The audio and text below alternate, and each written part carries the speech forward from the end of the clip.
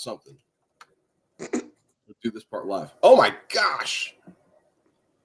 Wow, what a day! So our best opening yet. Lot of stuff on tap there, Tim. I hope our open is better than or the Eagles open is better than ours. Yeah, I'm in trouble here. We're off to a great start. You look like you're being interrogated. There we go. That's. I have to sit back a little bit. Hopefully, you can still hear me. Yes. So I tried to do like a virtual background thing. I made like a little graphic of the Soup and Meatballs logo, and what I was finding is like I can see myself and like my arm go up and down, but there was like a 7-second delay when I had the background. So I restarted the whole system, and we can't have nice things. I'm surprised we do even what we do. Like even this little bit, and that doesn't always go perfectly. It's from here on out. Like we're set. Let's roll. Right? How was your week? It was a good week. Obviously a busy sports week.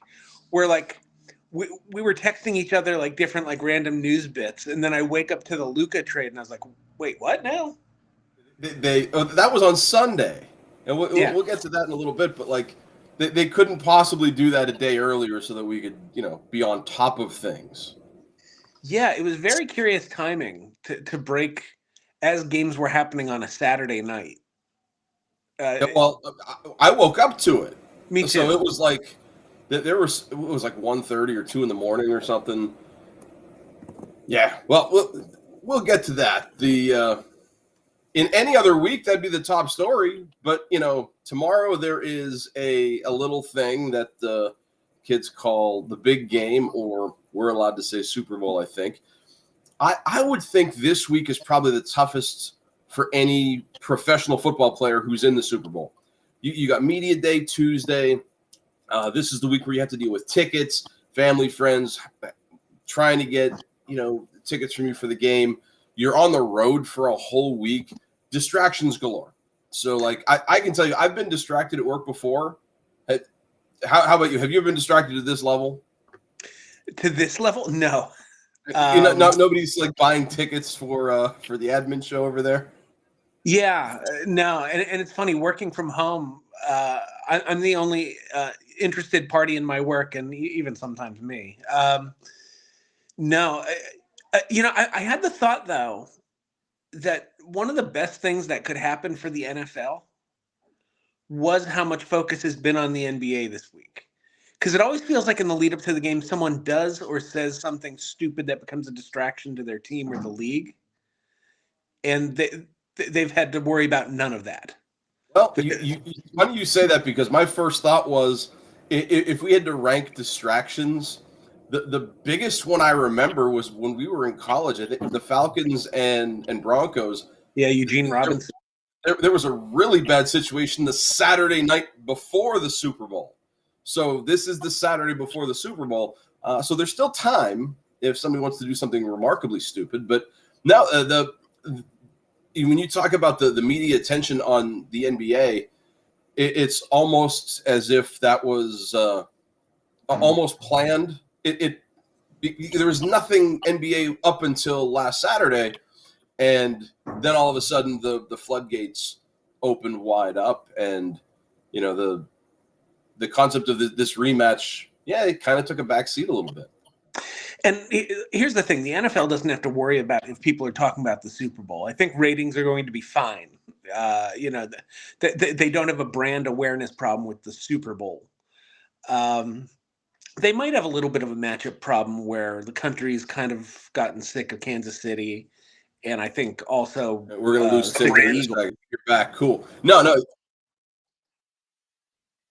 There's a map or a meme online about who people are rooting for, and the little circle in Missouri is red, the little circle in southeastern Pennsylvania is green, and everybody else it's gray, and it says meteor strike. I mean, I'm not going that far, but 37 overtimes wouldn't be terrible.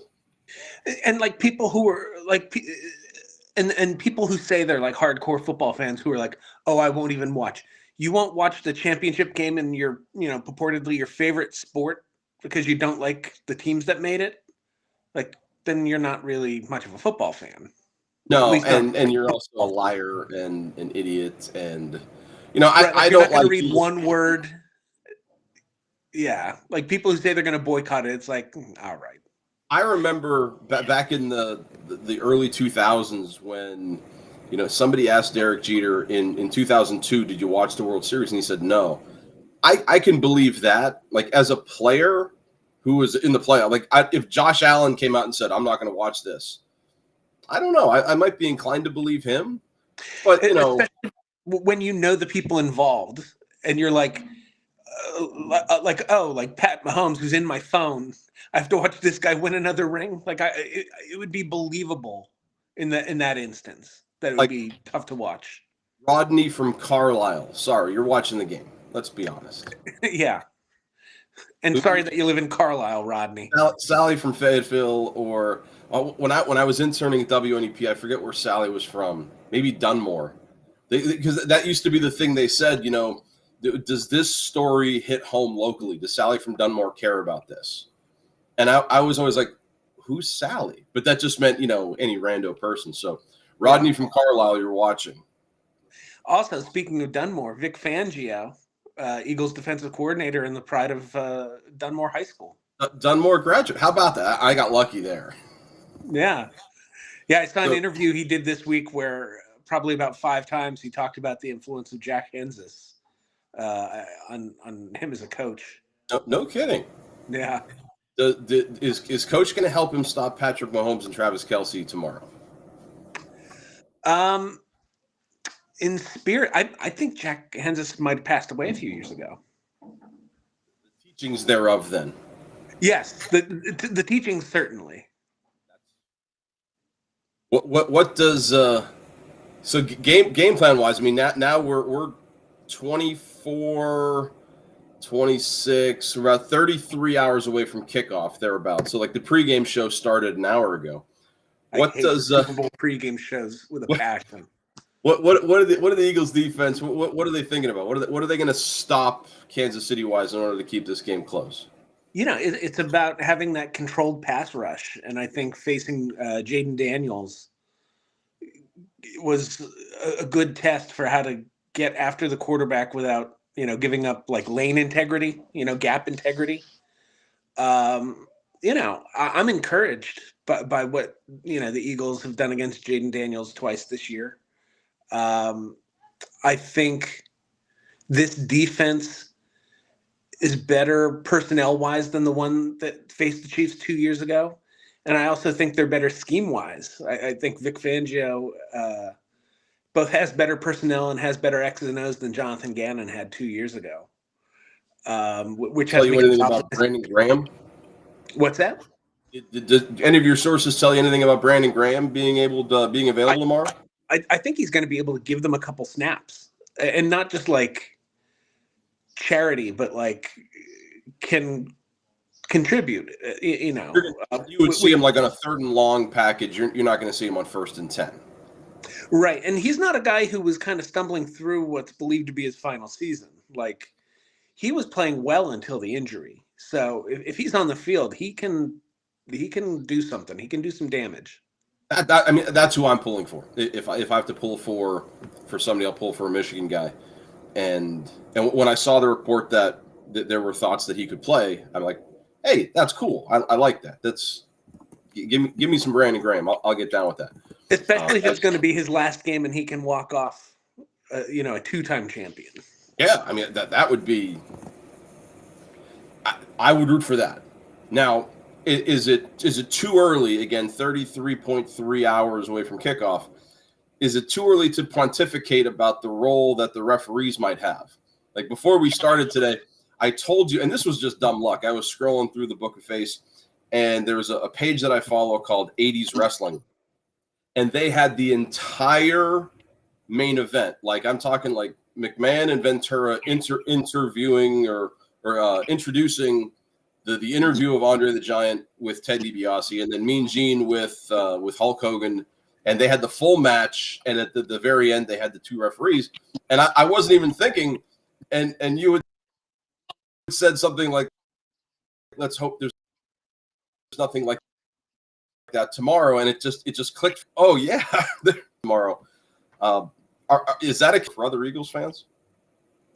You know, I was reading a really interesting column by, I don't know if you know Dan Wetzel at Yahoo Sports, but he wrote a column about like how absurd it is to think that the NFL has knowledge about like how to fix these games. Like that Roger Goodell has something like, 138 people on various crews throughout the season who all got the script and no one leaked it. There's not a whistleblower. Like it is absurd. That's not to say there can't be like a rogue. Oh, can you still hear me? I just got something that I might be disconnected. Yeah, you cut off a little bit early, but yeah, you're back. Okay. Wi-Fi on both. So I don't think the NFL has any part in this, but I could see like we saw in the NBA, like even like we saw in Major League Baseball this week, where there could be like a bad actor among certain crews who has a financial stake. And I think the bigger problem isn't the credibility of a conspiracy theory, but that one exists. And that enough people, knowledgeable fans, have bought into it to think like, I don't want my team to play the Chiefs because we won't get any breaks in the final 15 minutes.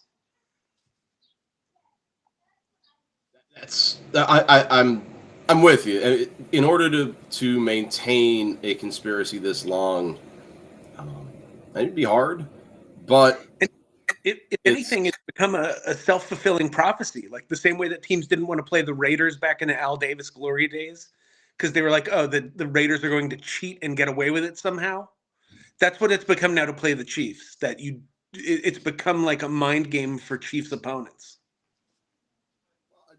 That and the fact that, let's be honest, the combination of Patrick Mahomes and Andy Reid is just really good.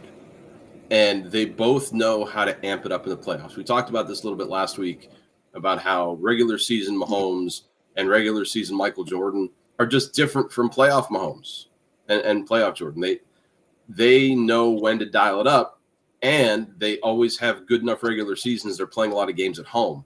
This game, neutral site game, I like to think that talent overtakes it, and the spectacle.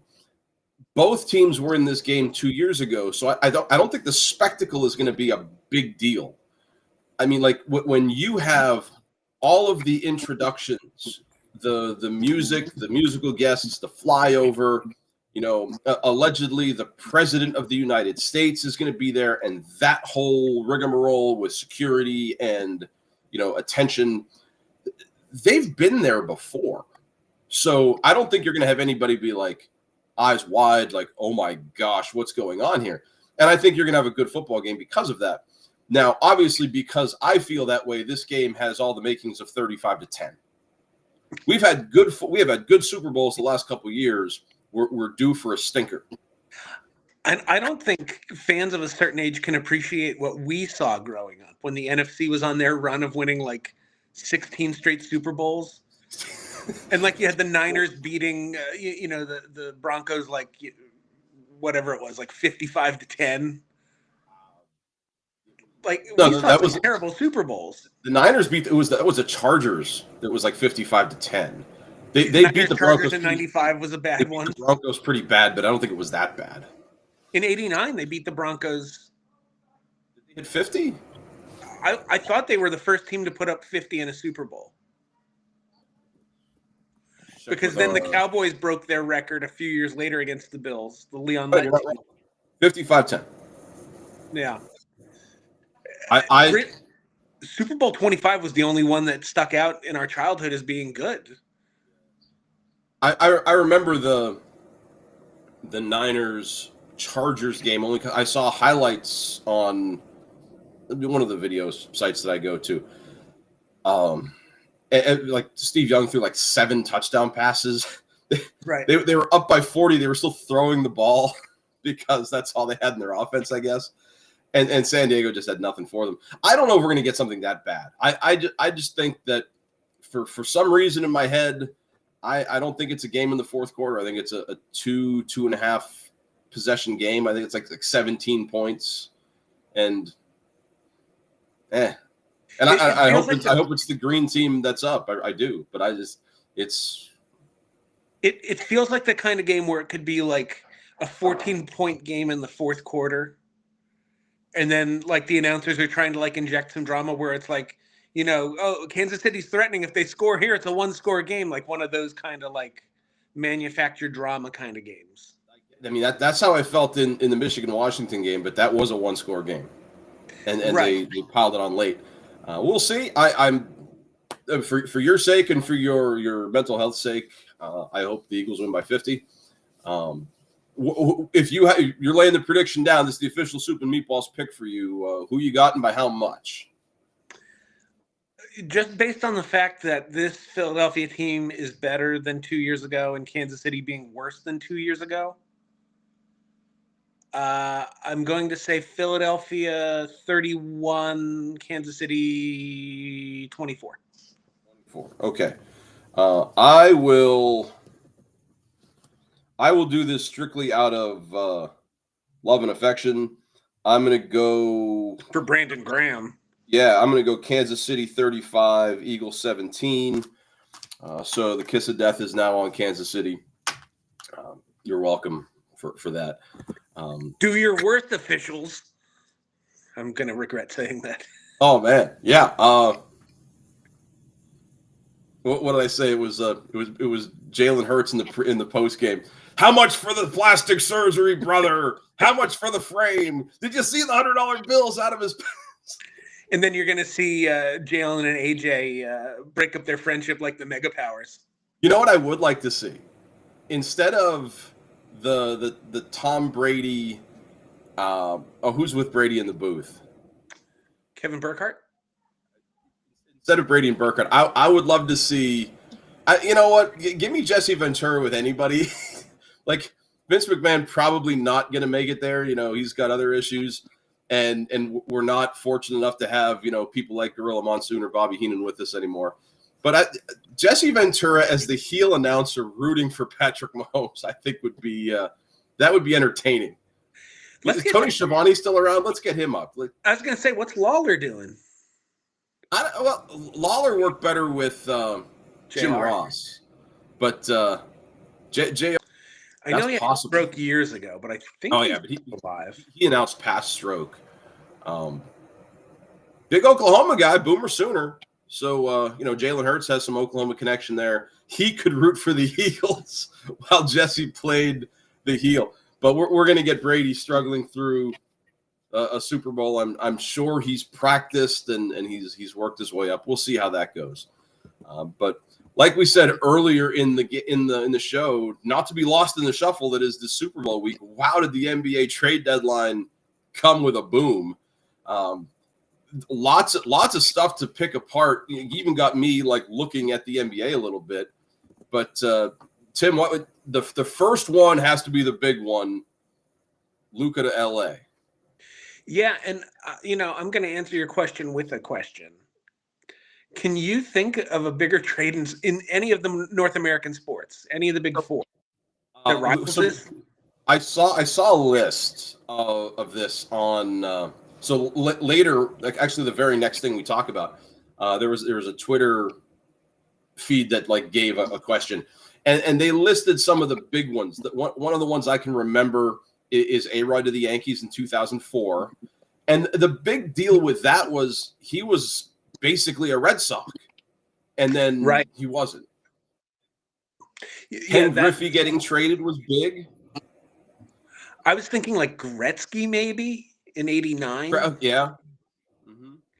But even that, I'm trying to think of the ones on that list that the Gretzky one wasn't like this where the Gretzky one wasn't like this where it was in season star versus star. It was more about, hockey expanding into the West Coast of America. Like it was like culturally significant. Like Herschel Walker from the Cowboys to Minnesota comes to mind. But I even think there, why it was I a think why package of that draft was picks. big. Yeah, That one was big because of the repercussions. What happened to Dallas afterwards? What they turned it into, yeah. and how Minnesota really couldn't capitalize because the Vikings thought they were there. They were a good team. They just needed a running back, and they went out and got possibly the best one, and it really didn't turn out well for them. Yeah, he was fine, but he was gone like 3 or 4 years and replaced by Robert Smith. Buckeyes. The other bit when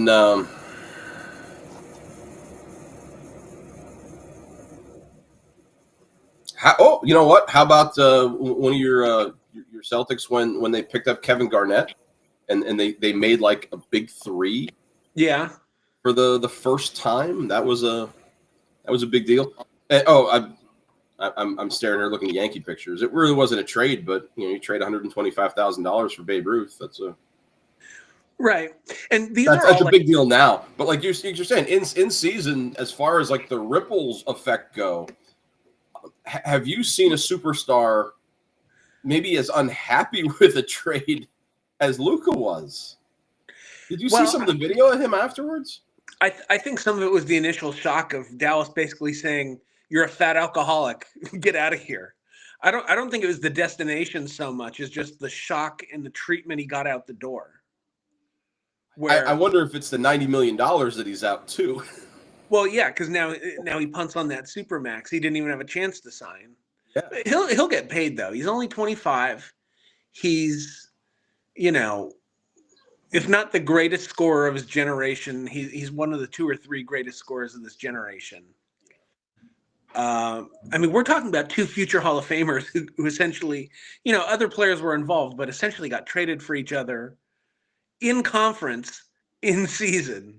But let's break this down for you. So the Mavericks got Anthony Davis along with Max Christie and a first-round draft pick in 2029. So there's that. The Lakers, along with Luka, got Maxi Kleber, Markieff Morris, and then somehow the Jazz are also involved here. The Jazz got Jalen Hood Schifino and second-round draft picks from both teams. So I don't know how the Jazz it must have been to make the money work out, because Right. that's always a thing you have to watch with NBA trades. You can try all the trade websites that you want, but if the money doesn't work, you can't do it.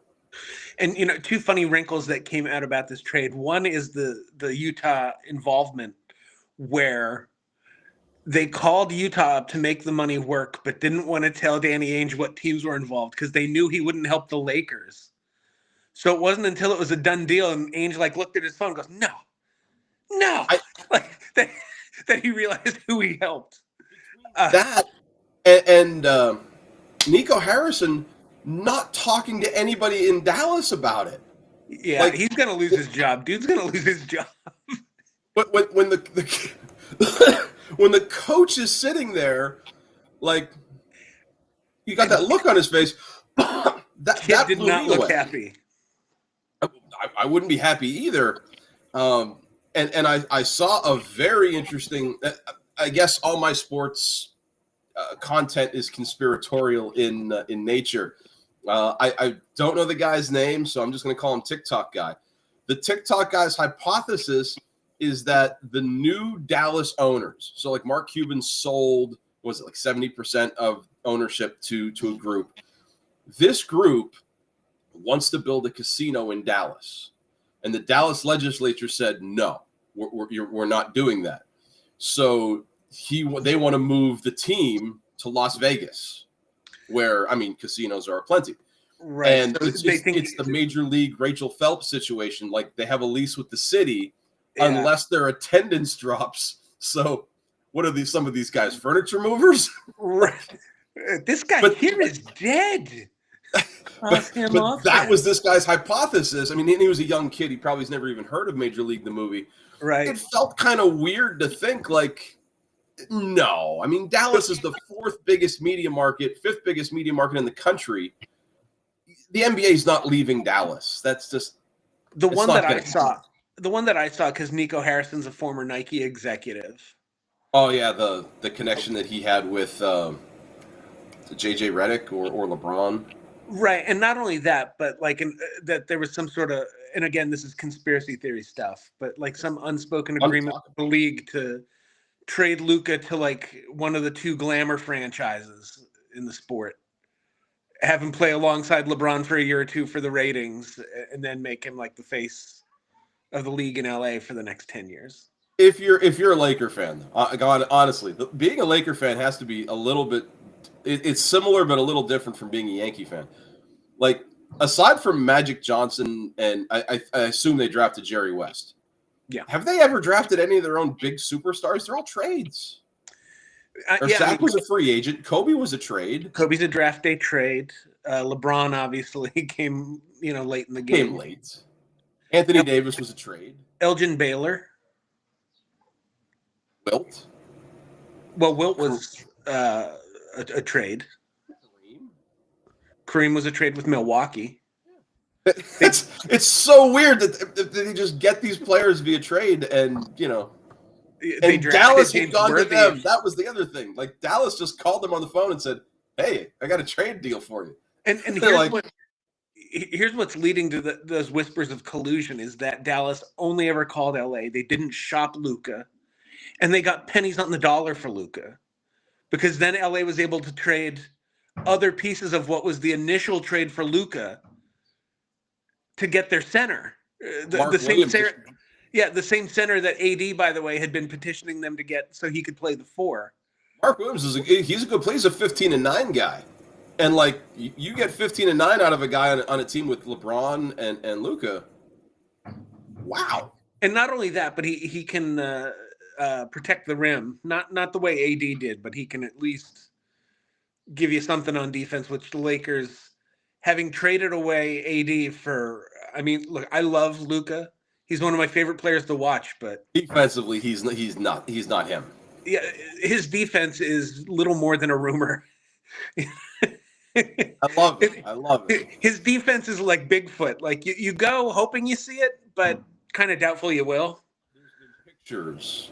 Yeah, there have been grainy pictures where he's in a stance. He kind of looks like he's playing defense.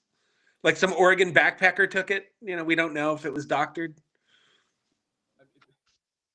It reminds me of our high school football senior year, or the year that Rich Rod took over Michigan and they beat Illinois was like 65-63. Like, you're going to get a lot of those games in LA. Yeah. Which look, so there's that big one, but then a couple days later you told me like, dude, De'Aaron Fox is going to San Antonio now.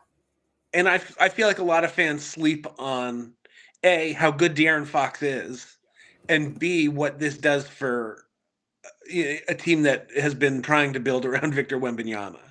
Well, I think that's a future move. I don't know what his contract situation is like, but as far as scoring goes, is he in the top 10? If not, he's close. He's not top 10, but he's like a top 15. He's like a 25 point. Okay, I looked when you told me De'Aaron Fox was a Spur. Again, not a big NBA fan. I had to look him up, and the first thing I look at is points per game, and it was like 27. Like, oh, holy cow! How did I not? Oh, because I'm not an NBA fan. I get it. But you put him now in a backcourt when you have Wembanyama in the front court. I did look at standings and stuff we're going to get to here in a second. I don't know if that's enough to give San Antonio a push this year, but down the line, they're building.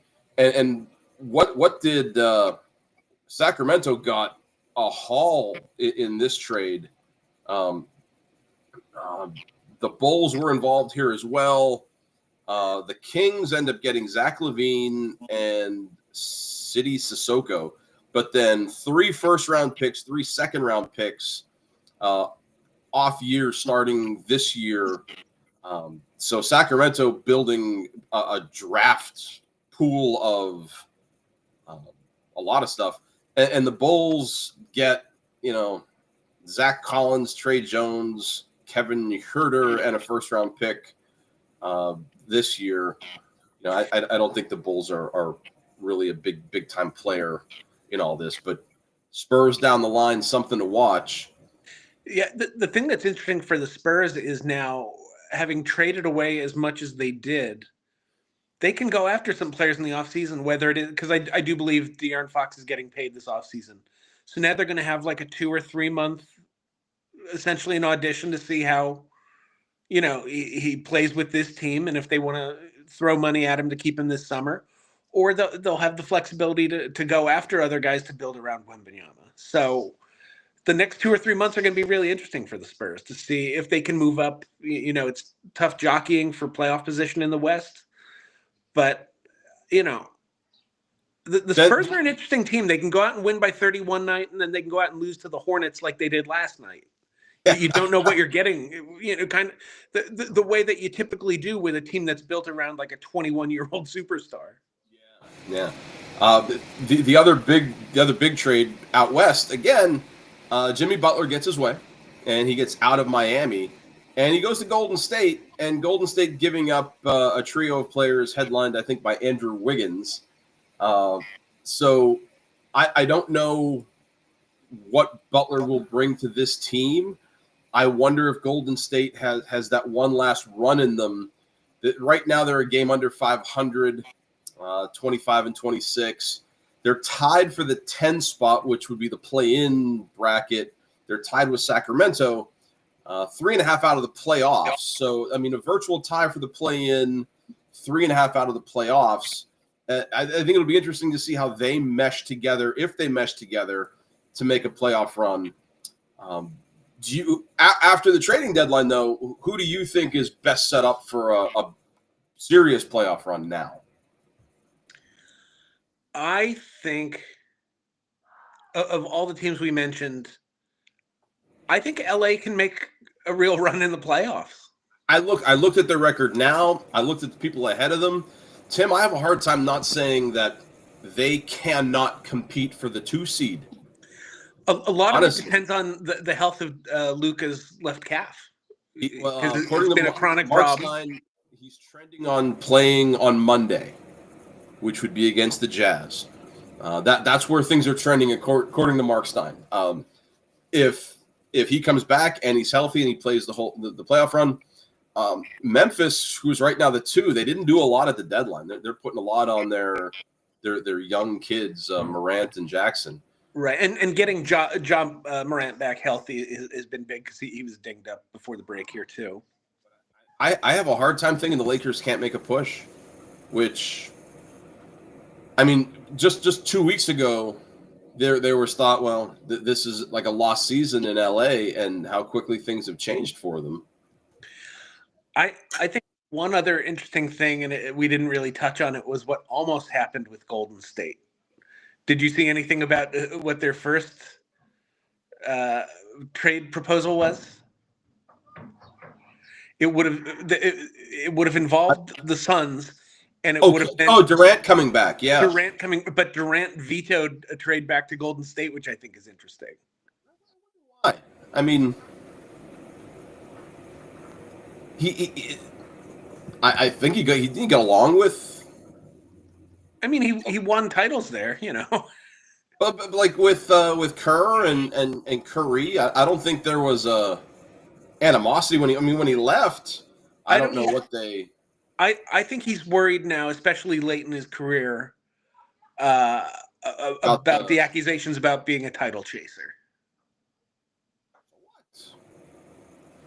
He's like the mercenary. He is a title chaser, player, not the homegrown player. I don't know. I mean, Phoenix right now is in the play-in situation as well, so it's not like Phoenix can't make a run if they get hot, but it's tough to win from the play-in spot. I don't know why he would have said no, but you're right, he did. And as it is, a lot of cool trades that happened, but some big news during football week, and then more basketball here for you. We're gonna make this a little bit bigger for the people. We're gonna try to. I'm bigger. Let's move you over here. Here we go. So I sent you this, and I was interested in your thought about who would win Team 1, 2, 3, or 4. And I had a hard time. And you said you have to think about this, and I think I think I do too. And I thought it would be really cool to have like a mini bracket buster here. So we just put team 1 versus team 2, team 3 versus team 4. Like this guy says which team wins hands down. I don't think you can answer that definitively. Yeah, it's tough to say hands down. This is an argument waiting to happen. So who did you did you go through it? Did you think about it? I did. I have team 1 being the best team if we're talking about just how it's going to mesh together as a unit of 5. Let's look at them. If you can't see them, they have Chris Paul at the 1. There's Kobe at the 2. Kevin Garnett, Kevin Durant at forward, and Kareem in the middle. That's a solid team. Yeah, and I mean, you talk about a defensive front court that has Kareem and Garnett. Because Garnett, more than any big man of my lifetime, was also tough on the ball. He could guard on the perimeter. He was quick enough that he could, come in and be a shot blocker, but he wouldn't have to even worry about that with 7'3" Kareem patrolling the middle. Kobe showed that when he was committed to playing defense, he could be an absolute demon. So this is prime now. We're going to put every one of these players in their prime, and mid 2000s Kobe defense, yes. And then if we're talking prime, I would say CP3 at his prime. He's not as good as Magic or Curry at their prime, but he's better than Stockton at his. With when I did team 1 versus team 2, so if you look at team 2, you have Stockton and Iverson in the backcourt, LeBron James, Tim Duncan, and then Shaq in the middle. I thought the overall size of team 1 allowed them to outscore team 2. Team 1 doesn't have an answer for Shaq down low, but team 2 doesn't have an answer for the trio of Kobe, KD, and Garnett. Like and the backcourt lacks size for team B. I just wonder between AI and Stockton, what are you going to do with Kobe, KD, KG? One of them's going to get a favorable matchup with Chris Paul every time down the court. Every time down the court. And I don't know if Kareem was not a perimeter player, but he could play 10 feet away from the basket. Yes, he could draw Shaq out. I don't know if Shaq can defend out there, and then you leave KD and Garnett to roam down because they're 7-footers. Well, if Garnett's not 7 feet, he's 6'10". He's really close enough. I see. If we're talking about man matchups, I think a Duncan KG matchup is a lot of fun, and I think LeBron ends up guarding Kobe, which is a lot of fun. So I have team 1 over team 2, and so team 3 versus team 4. Team 3, if you can't see, let's see, Magic, Michael in the backcourt, Giannis and Dirk at forward, and Nikola Jokic at center. Team 4 with Steph Curry, D Wade in the backcourt, Larry Bird, Karl Malone, some old dudes at forward, and Hakeem the Dream, Hakeem Olajuwon at center. This one, honestly, I could have seen this game going overtime, maybe 6 overtimes. I had a hard time picking this. I still have a hard time picking this. I do too, and the thing that gives me pause more than anything, like I wonder if Giannis would be guarding Hakeem, because Jokic he's not a defensive liability, but he plays below average defense, and I think Olajuwon would just abuse him. For as much as Jokic would wear Hakeem out when he had the ball, I think that's a matchup that favors Hakeem, particularly like his foot speed against Jokic's. Like Jokic looks like it's like underwater ballet. Like it's like going at 3/4 speed. Yeah, that's where my head. Jokic plays so well, so far away from the basket, though, and I don't know if Hakeem wants to be defending out on the perimeter that far. I wonder who. I went position by position, and I tried to rank them, and I figured, well, prime Steph, I had beating Magic by like 1 point. Prime MJ over Wade by 2.5. Bird over Giannis by 2. Dirk over Malone by 1. And I had Olajuwon over Jokic by somewhere between 0.5 and 1, which was a tie. Which is why I thought that this game can go into like 7 overtimes. I just have a hard time betting against Michael Jordan. That's the only trigger for me as a 90s kid. And for me especially, it was even. I have a hard time betting against a backcourt of Magic and Michael. I thought you'd have a hard time betting against Larry Bird because No, I have a hard time Brian Bird saying that I think competitively. Bird would lose, but I think Bird loses this in a close one. I wonder, Dirk Nowitzki would look lost on defense. Like who's Dirk going to guard? Bird probably.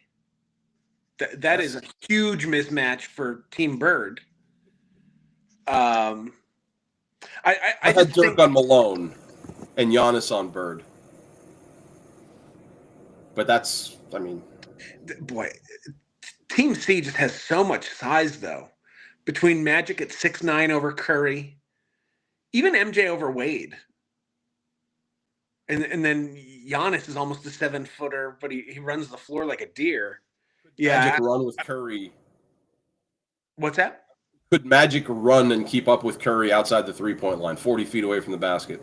I think they'd have Jordan chasing Curry. And Magic running after Wade? Yeah, I could see them wanting to cut off the head of the snake by putting. Okay. Yeah, just let Wade funnel him to the middle, and leave MJ man to chase Curry around and have a lot of interior defense. Then I mean, I don't like their front court defensively. I mean, look, Joker and Dirk play that European defense, but Giannis is like a generational defensive guy. If I'm going to talk down about European defense, I've got to give Giannis his props. He's one of the best defensive post players of his generation. I see Giannis on Akeem, and then like maybe, I don't know, Joker on Malone. That's another mismatch for Team Bird, though. I'm sticking with Team C. I'm going Team 3 in 7 overtimes. Jordan hits for 175 points and the game winner. So then we have Team 1 versus Team 3. I don't love Chris Paul against that backcourt. I think Prime Jordan versus Prime Kobe is basically Morpheus fighting Neo. The front court of Team 1 is just so. I think it's legitimately better. I don't know if there's an argument there. It's hard for me to pick against Michael Jordan, but I'm not necessarily picking against Jordan. I'm picking against the front court here. Yeah, and so like if I'm going individual matchups, I've got Kareem over by Jokic. A lot.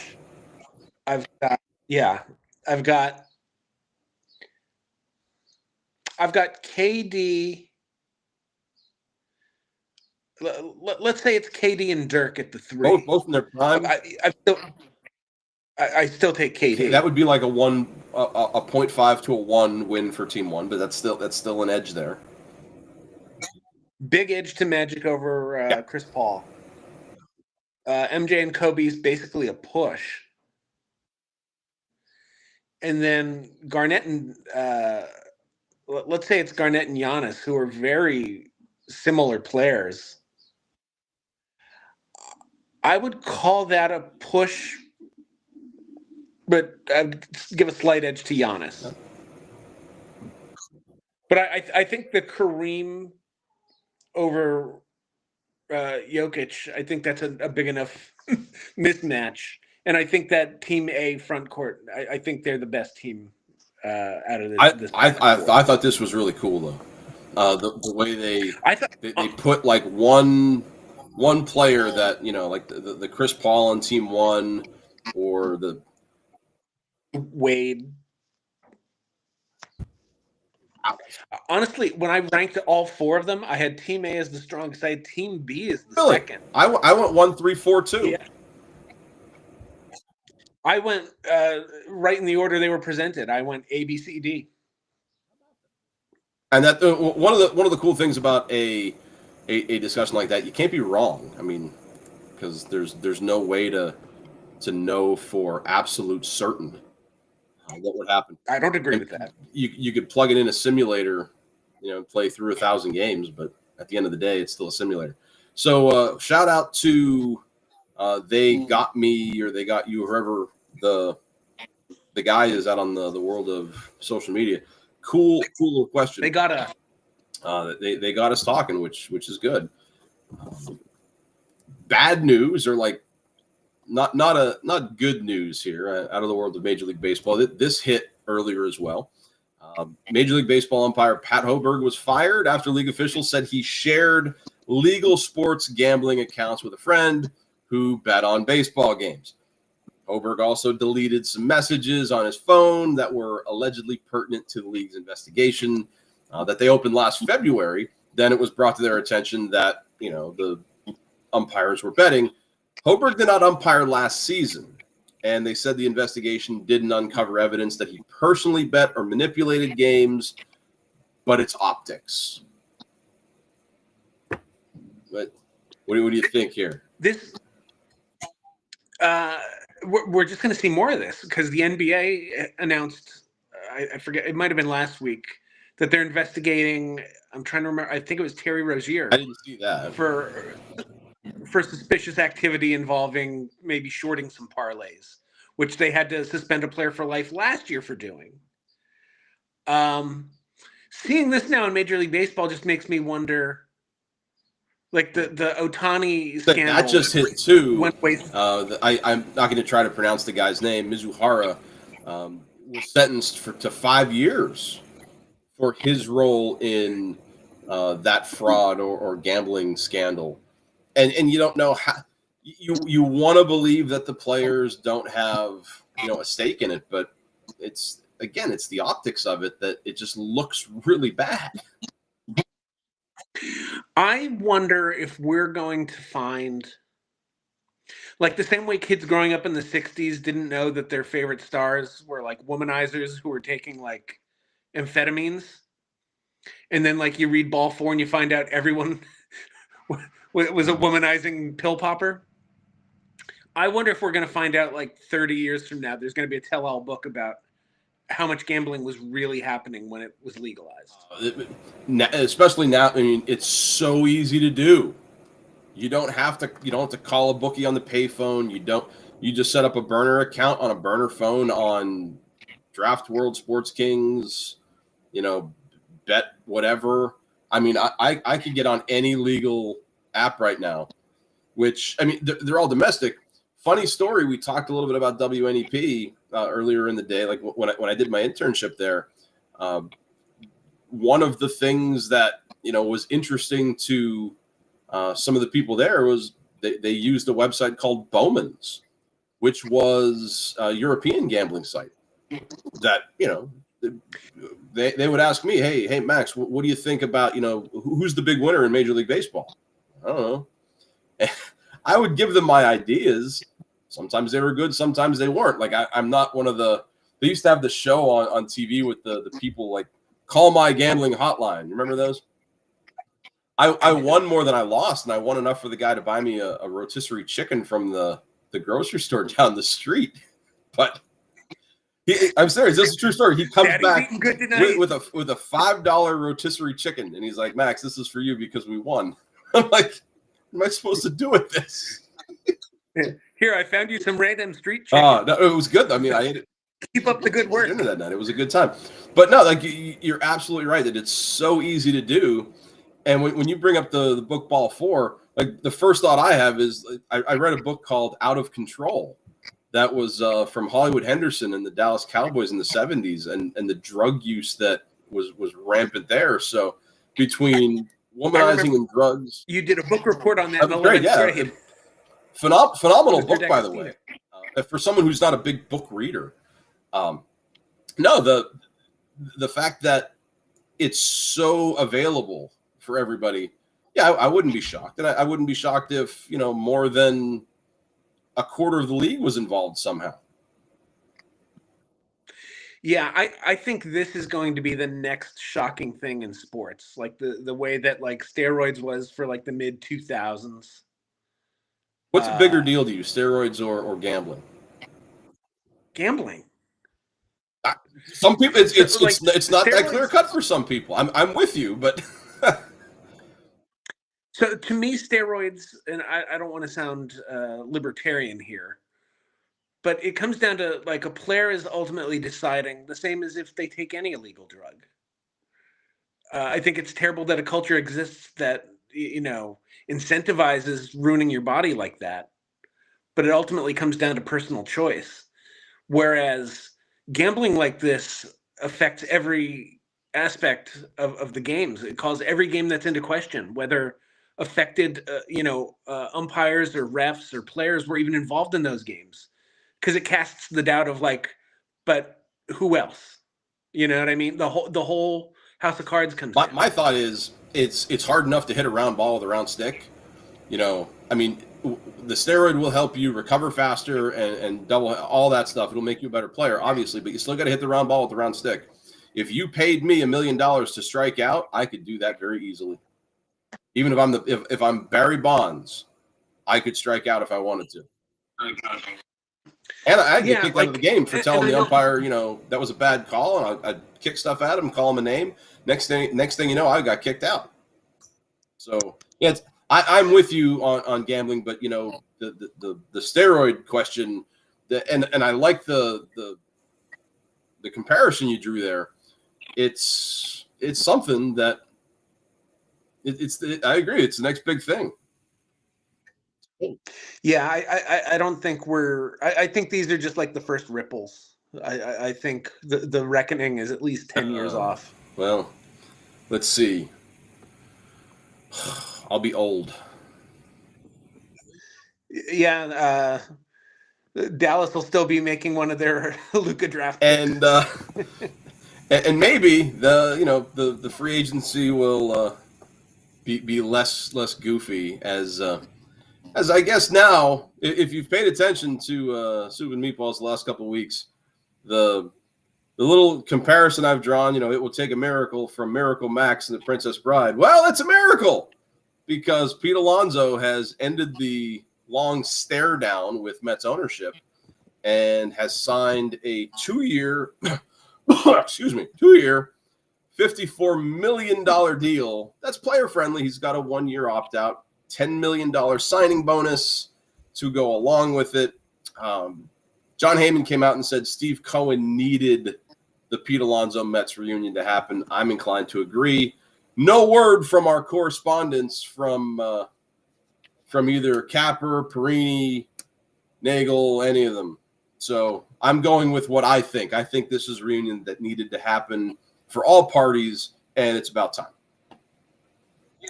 Yeah, this feels like a win-win type of deal where, like you said, it's a player-friendly deal. Alonso can walk, but he's getting paid.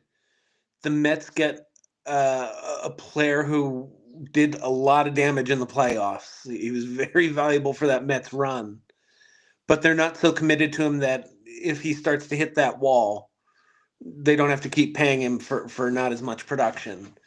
And then just, the aspect of, you bring your clubhouse leader back to be a part of the team now that you've signed Soto. I think it's just wins all around. They did it in time, so he'll report to spring training, which is next week, pitchers and catchers report.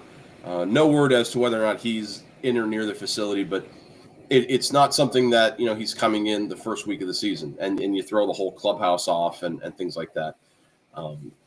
I'm with you, win-win.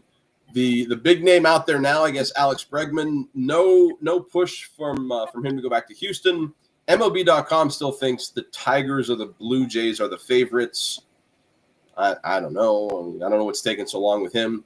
I also saw another interesting name out there, former Red Sox, Nick Pivetta. He made the list of the top 5 free agents still available. And I think the big thing with Pivetta, I read the article, it said they offered him a qualifying offer, and no team wants to give up a draft pick for Nick Pivetta. So Boston would be able to bring him back, but they brought in Crochet. They signed Walker Buehler. I don't know if there's a lot of room in the rotation for a Nick Pivetta, who's kind of a mid-tier starter. But the article said he's helpful out of the bullpen, so that's a possibility for Boston there. Right, and look, the way the game is played now, anyone who can get consistent or semi-consistent outs is of value to your rotation or bullpen. Just because teams use so many pitchers, on a game-to-game Started basis. those 4 now. That's a right. Well, and we'll see what happens with that rule change proposal we've talked about. I'm more curious about Bregman, though. Like, are the Yankees totally out on there's Bregman? no, yeah, they're I haven't heard a single whisper, and unless this is like a Luka trade, where Steinbrenner doesn't want to hit the 3rd threshold of the luxury tax, which is frustrating. We were going to talk about this a couple weeks ago, where we're living in some kind of alternate reality where Biff is running a casino, where the Yankees are crying poor. The Yankees, Steinbrenner came out and said, we can't compete financially with the Dodgers. And I think my head separated, spun around a couple times, and went full Beetlejuice. In what world can't you compete financially? The Yankees are like a rich guy at their table who are like, oh, the steak's a little gristly today. And like the Pirates are like eating an old sandwich out of a garbage can outside where they're like, first word problems, I'm Marlins dying have here. a fish bone. We'll give you a Skeens for a fresh sandwich. Listen, I understand not giving Juan Soto $800 million. And I understand, hey, you spent money then. You went out and got Fried. You traded for Bellinger. You made the team better. Devin Williams came in. But you don't give me that you're poor. I got to get my producer here. What is the net worth of the New York Yankees? $7.1 billion. That's with a B. Are they the most highly valued franchise in North American sports? Them or the Cowboys? There's two soccer teams that are definitely up there. Dallas Cowboys have to be up there. I saw a list. It's mostly the top 5 are the Yankees, Cowboys, and 2 soccer teams. And the Dodgers are probably up there. Like, come on, don't cry poor. If you don't want Bregman for personal reasons, that's fine. If you want Oswaldo Cabrera because he's getting paid $1.7 million to go out and hit 220, come on, that's. Or just tell the fan base we think our money's better spent elsewhere. But then the worst thing you can say to your fan base is, we, the most lucrative team in the sport, don't want to spend the money. Not when, I don't know. I don't know what game it was when I got this cup, but I'm pretty sure this cup cost about $40. And it came filled with would you go to any other business? Water. Like, would you go to any other business if you went there and the owner was like, yeah, we could have updated the heating and the pipes, but we chose not to, so we'll see. If it gets cold, bring a light jacket, I guess. Like, no, you'd be like, what kind of low rent organization is this? I work at a school. We have heat. It's fine. Like they spend money where it has to be. Like, we work for, Soup and Meatballs here. Like we have, it was cold the one show. I had a blanket on my feet, but I have heat here at the studio. So no, I think Bregman's more of a personal thing. They don't want to bring him in. Plus the luxury tax threshold.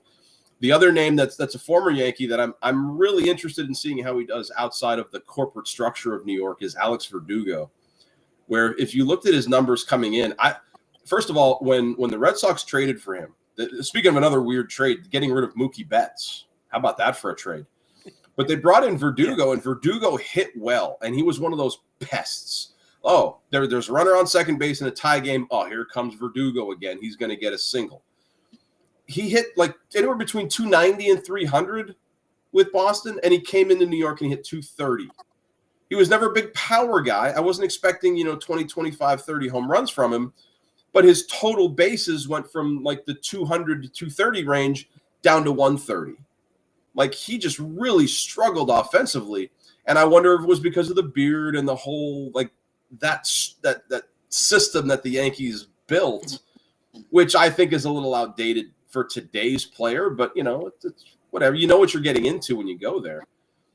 I think a fresh start, a place like Detroit, or not in division. I think Verdugo's set up for a bounce back year. Not like he's not going to hit 330, but I could see him hitting 285 again with just pesky runs batted in. Right, being like a reliable top of the order. And he's a good defender. Where like the Yankees have some question marks in left field. Jason Dominguez he's learning the position, and he might be a serviceable left fielder at times, but I think you're going to see him pulled late in games that they're ahead for Trent Grisham. So Verdugo, there really wasn't a spot for him. You're not going to carry 6 outfielders, and they already have 5.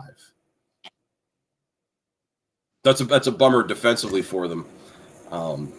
But yeah, so we're getting down to it. I think that the next time we do this, we're going to be talking about a Super Bowl champion and spring training. That's always the thing after the big game. Like Major League Baseball is like, okay, now that that's done, it's our turn. This is my second favorite time of the year for sports. My favorite is always like NFL, college football, and baseball playoffs in October. But my next favorite is pitchers and catchers report. College basketball is rounding into the tournament, and we're getting ready for like hockey and basketball playoffs. And maybe like March. Maybe we'll talk about March hockey into playoffs. April is my here. second.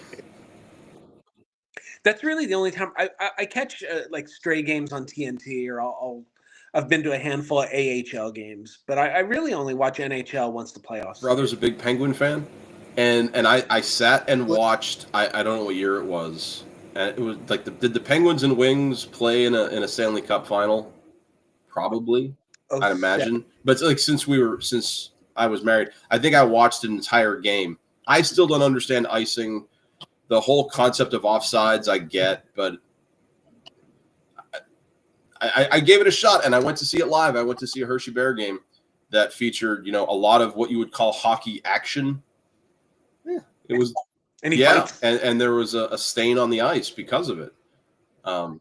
It was kind of like watching a Saw movie. Like they're trying to clean up the one area of the ice that was like grotesque, and they couldn't do it. So like dudes were just skating over other people's DNA. It was not sounds like a crime not scene. A good sight. Yeah, it was like a CSI Hershey. But I'll let you pontificate about the hockey playoffs when it hits. That's down with that. All right. I can speak semi-knowledgeably about any topic. Well, let's see if you speak knowledgeably about this. We started the show with pro football. We're going to get back at it here before we get into the draft. The NFL announced their Hall of Fame class of 2025 at their NFL Honors Banquet. Quick side note, and there's a correct answer here, Tim. Do you remember anything special about our high school football banquet our senior year? Sure. Well, there was an open bar. Seems like a counterintuitive choice for a high school event, but they did that. What's the quote that I'm thinking of? Go dance with my wife. Oh no, it's close. I forget who. You look like a couch. Yes. Wargo, you look like with that jacket on. You look like my couch. And then he told him, he was like, "I'm just kidding." That was the tag on it. So. I always thought the tag was the funniest part, where he offered his wife up as like an "I'm sorry." Can you imagine being Mike Wargo? Like, what? Right? Do I dance with the coach's wife and it's awkward for 3 minutes, or do I say no? Let's back on. I'm gonna remember that for 1 second. I forgot about that part. Like, we had to bring a date to our banquet, and like I had to go. I didn't have a girlfriend at the time. I had to go find a date for this thing. That was hard. Did anyone go stag? I mean, Wargo might have. People had to have. But Wargo didn't care. He marched to his own drum. That's for sure. Do you remember which of our teammates came in a full tuxedo? Oh, the full tuxedo. Oh, come on. He was a sophomore. Gilbert? No, it's Gatz. Gatz. Oh, okay. Well, Gilbert, Gatz, they're both G's. Oh yeah, I could see Justin Gatz in a tux. Full tux, right down to the cummerbund. Amazing. I remember I asked Jill if she would go, and I knew she was dating somebody. I'm like, you're the only girl I know right now. Is it cool? And she's like, yeah, my boyfriend doesn't care. And we went to a football banquet, which, yeah, you look like my couch. But anyway, NFL Hall of Fame. This year's NFL is a Hall of Fame class is a small one. 4 men going to be enshrined this summer. Sterling Sharp, Antonio Gates, and a pair of Allens. Jared and Philadelphia corner Eric will don the yellow jacket in Canton. So you're pretty pumped about Eric Allen.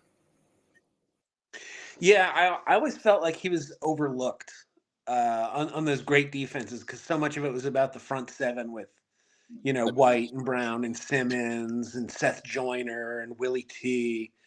But yeah, Eric Allen wasn't a big hitter like the same way that Andre Waters, Wes Hopkins, those guys. Cover guy though, like he was Dion before Dion, I think. He was, while everyone else was talking about Dion or like Aeneas Williams, Eric Allen was just doing his thing, getting 7 interceptions a year. And bringing them back. He was the only player in league history, I wrote this down, with 3 interceptions returned for touchdowns in 2 different seasons. Yeah, I still remember the one he had when he picked Boomer Esiason, I want to say in 93 against the Jets at the old Meadowlands. Took it back 94 yards, just caught it around the 5 and just started spinning around defenders. Yeah, I can still hear the Eagles announcer. So the Pennsylvania football teams, their broadcast announcers have very distinct voices. Bill Stevenson for Pittsburgh, I can still hear him from my IUP days. But and before him, Myron Cope, they were together. Voice. Stevenson and Cope. But who am I thinking of for the Eagles? I can't think of his name. Merrill Reese. So his just screaming out, Eric Allen was a touchdown, Eagles. And I always thought Eric Allen was a really good player. He just never got the call. He was on the ballot 19 years. And this feels almost half my life. Almost. This feels like he wasn't like a first ballot guy. He wasn't 17th ballot guy. I hate to say that anyone should have to wait, but this feels appropriate to the career he had. That he's a Hall of Famer. He's waited an appropriate amount of time. Now's the time. So I mean, football does it a little bit different from baseball. Obviously, baseball you get 10 cracks at it, and then you're off. With football here, if you look at all of the players who are eligible or who made it this year, 19 seems like a lot. Jared Allen, a 5-time finalist, 5th time on the ballot. So he made the finals of all the people that were eligible. I guess the voters narrowed it down to a top 10 or something. And then they pick of those finalists who's going to be, a Hall of Famer. He made the finals every time. This year he gets the call. Jared Allen, as far as a pass rusher goes, he was a scary dude. And playing him twice a year was irritating as a Bears fan. I can tell you that. Yeah, and I'll tell you who I was happy to see, because this feels like a class where they got in some guys who need to be in before we get to the guys who have to be in, like those no doubt about it type guys. Sterling Sharp. Without the injuries, he is a no doubter. Yeah, he was right up there with the great receivers of that era with Michael Irvin. He was better than Irvin, in my opinion. He was better than Andre Rison. He was right in the conversation, but like a stronger Chris Carter. The first guy with 100 receptions in a season. Yeah, he Art Monk had 106 in the 80s, and then Sterling Sharp broke that record, which then I believe Marvin Harrison broke Sharp's record. But we're talking about an era though where we didn't throw the ball 55 times a game, and also he didn't have an elite quarterback except at the end when Favre started to become Brett Favre. Other than that, who's his quarterback? Don Majkowski? No. And the video I saw that his brother called him, I thought that was really nice. Yeah, Shannon was always a big advocate for it's the one thing Shannon said at his induction. The one thing I can say is, that I'm well, how did he put it? Like something about his brother was better. Like I'm the only Hall of Famer who's the second best football player in his family. well, speaking of second best Hall of Famer in his family, a lot of media attention for as much as you can say about the four players who got in. Eli Manning got a lot of talk yesterday on talk radio, online. Considering he was a two-time Super Bowl champion, two-time Super Bowl MVP, guy who slayed the dragon of Tom Brady twice. But on the other hand, here's a guy who was about 500 first career. He was 500 first career. No MVPs, no All-Pros. Only made 4 Pro Bowls in 16 years. So that's 25% of the time. The only stat he ever led the league in was interceptions. He has a lower career passer rating than Daniel Jones. Say what you want about, the whole, Ichiro and Jeter not being unanimous. There's a thing about being a first ballot Hall of Famer, and I don't know if Eli checked all those boxes for me. I don't know that he checks all the boxes to be a Hall of Famer. Oh, well, and I say that as someone who likes Eli Manning. Like, I know he played for the Giants, their division rival. I really like Eli post-retirement. I think, he's kind of like soft-spoken, like gentle sarcasm plays very well, post-playing career. But, is Jim Plunkett in the Hall of Fame? He won 2 Super Bowls. Give him the Plunkett treatment for the... What's that? I was going to say, you're going to give him the Jim Plunkett treatment. Absolutely. Is Theismann in? And Theismann was an MVP. I think it depends on what you look at the Hall of Fame to be. And if somebody said yesterday, you can't tell the story of the NFL without Eli Manning. Then put his cleats in. The Hall of Fame is absolutely a museum for great things. Put the cleats he wore, when he threw the Tyree catch. But you know what? Personal enshrinement is different. The Manningham throw is better than the Tyree throw. The Tyree throw was just fluky. The Manningham throw was... Oh, that was tremendous. Yeah. And it was a Michigan guy that bailed him out, so... So put Manningham in. Manningham should be in. For what he did to Penn State that one year. Yeah, right. Big house, end of the game. Chad Henne was the quarterback. Yep.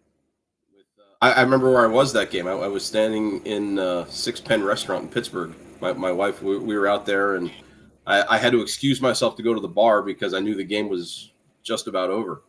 And I watched it, give it a little, all right, went back to eat dinner. I was in a house full of Penn State fans. Must have been great. It was fantastic to just be in the Lions' den. Really? Yes, I didn't even think of the wordplay. How about that? No wordplay. The other guy that popped out to me, I feel bad for, is Fred Taylor. So if you look at the NFL's all-time rushing list, when Frank Gore gets enshrined and when Adrian Peterson gets enshrined, because they're wins for me, then you have like the all-time leading rushers 1 through 16 are all Hall of Famers. You know who number 17 is? Fred Taylor. And I don't think he had a Hall of Fame career. It's just something I feel bad for him.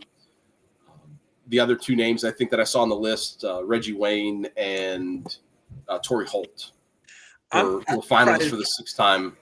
That, again, like Hall of Very Good maybe, but I think that the standard for receivers is just going to change just because of how numbers, I don't want to call them inflated, but rule changes favor quarterbacks and receivers far more than any other position. And speaking of receivers, like next year, a pretty good one is going to show up on the ballot for the first time, Larry Fitzgerald. And to me, he's in no doubt about it. He feels he feels like a Hall of Famer. Drew Brees feels like a Hall of Famer. Frank Gore, to me, top 3 rusher of all time, feels like a Hall of Famer. 9-time Pro Bowl center, Marquise Pouncey. You don't talk about somebody's printing something. You don't talk about linemen in the same way, but Pouncey is a great player. That's next year's ballot, and that's before we get to the year where we have Roethlisberger and Gronkowski, and then some guy named Brady. Yeah, we might be seeing a couple like 7-player classes the next few years. I thought they could only go to 5. Well, I'm talking with because not veterans. They get to put in like They're special. called seniors. Yeah. That's what Sterling Sharp got in as this year. The Oh, seniors. did he? I didn't. I only saw who got in. I didn't see how they got in though. I looked. I wanted to see. I mean, since Eric Allen, I saw that he was on his 19th ballot. So I'm like, well, let me look up to see. Antonio Gates was a 2-time finalist, second time on the ballot. Jared Allen, 5 times on the ballot, 5-time finalist, and Sterling Sharp wasn't listed, and it just said seniors, and I had to look up what the seniors list was. In addition, like that's where coaches and contributors to the game can get enshrined in as. That's how they got Sterling Sharp in. Okay. Yeah, which I think is great. I think that kind of that's how Mattingly should get into the Hall of Fame someday. But that's a story for another day. Do you think football has to change their requirements for? I mean, the way they do it is fine with me. I don't know if people are getting bounced off the ballot or the ballot's just going to get more crowded as time goes by, and the Reggie Waynes of the world are just going to get covered over by the newer and better nominees, I think. And football is an interesting study where half of the Hall of Fame toiled in obscurity for most of their career. When you're talking about offensive linemen, defensive linemen, it's interesting to have to judge like a center like Pouncey against someone like Drew Brees.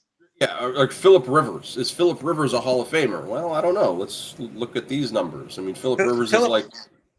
To me, he's in the same boat as Eli, but without the rings. Less so, without the Super Bowls. Yeah. Better numbers. I think he had a better individual career, but he has a worse Hall of Fame case. Roethlisberger. Oh, he's no doubt about it. That was a lot better numbers, but the first Super Bowl, he should almost have one Super Bowl to his credit because what he did against Seattle was so bad. Yeah, but, he was along for the ride on that one. You know what though? So you know what they call the guy who graduates last in his class in medical school? Doctor. Yeah. You know what they call the worst quarterback on a Super Bowl winning team? They give him a ring. So Jim Plunkett. There you go. Yeah, got good stuff there, and I forgot we had the quick hitter segment. So we got quick hitters off the top of your head. I didn't even tell you these are on the thing on the rundown. So 4 at bats, good stuff here coming up, and all good news, I think. Hall of Fame broadcaster Dick Vitale will return to broadcasting for the first time in nearly 2 years tonight. I don't know if you knew this. Duke at Clemson. So obviously it's a Duke game, but how cool is it that Dickie V is back? It's great. And what I was going to say is at a certain point, you'd like to almost see him retire and enjoy life with all the health stuff he's had.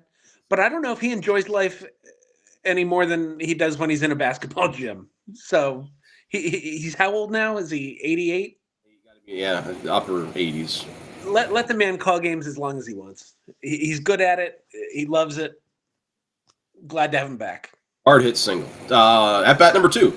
So notes on the tanking for flags. Speaking about Duke, the bottom 5 in the NBA currently: Washington, Utah, New Orleans, Charlotte, and Toronto.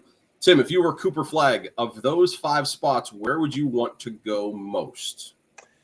Washington, Utah, Toronto, Orleans, Charlotte. Toronto? Yeah, Toronto.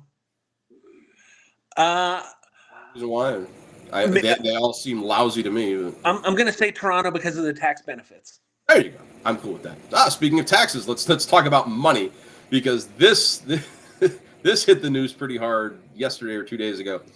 Jacksonville Jaguars owner Shad Khan has parked his yacht. Now, I don't know if it's $360 million. I don't know if it's $450 million. I've seen both reports. But he's parked his mega yacht in New Orleans for the Super Bowl. It includes 3 pools, a spa, sauna, cryo chamber, gym and yoga studio, basketball and pickleball courts, a helipad. It sleeps only 12 guests, and it has a crew of 37. So, Tim, If you could choose, would you rather a private mega yacht or a fleet of private jets? I'm gonna take the jets I would because take the jets too. I don't like sailing, and the convenience of air travel is too great. Give me the jet.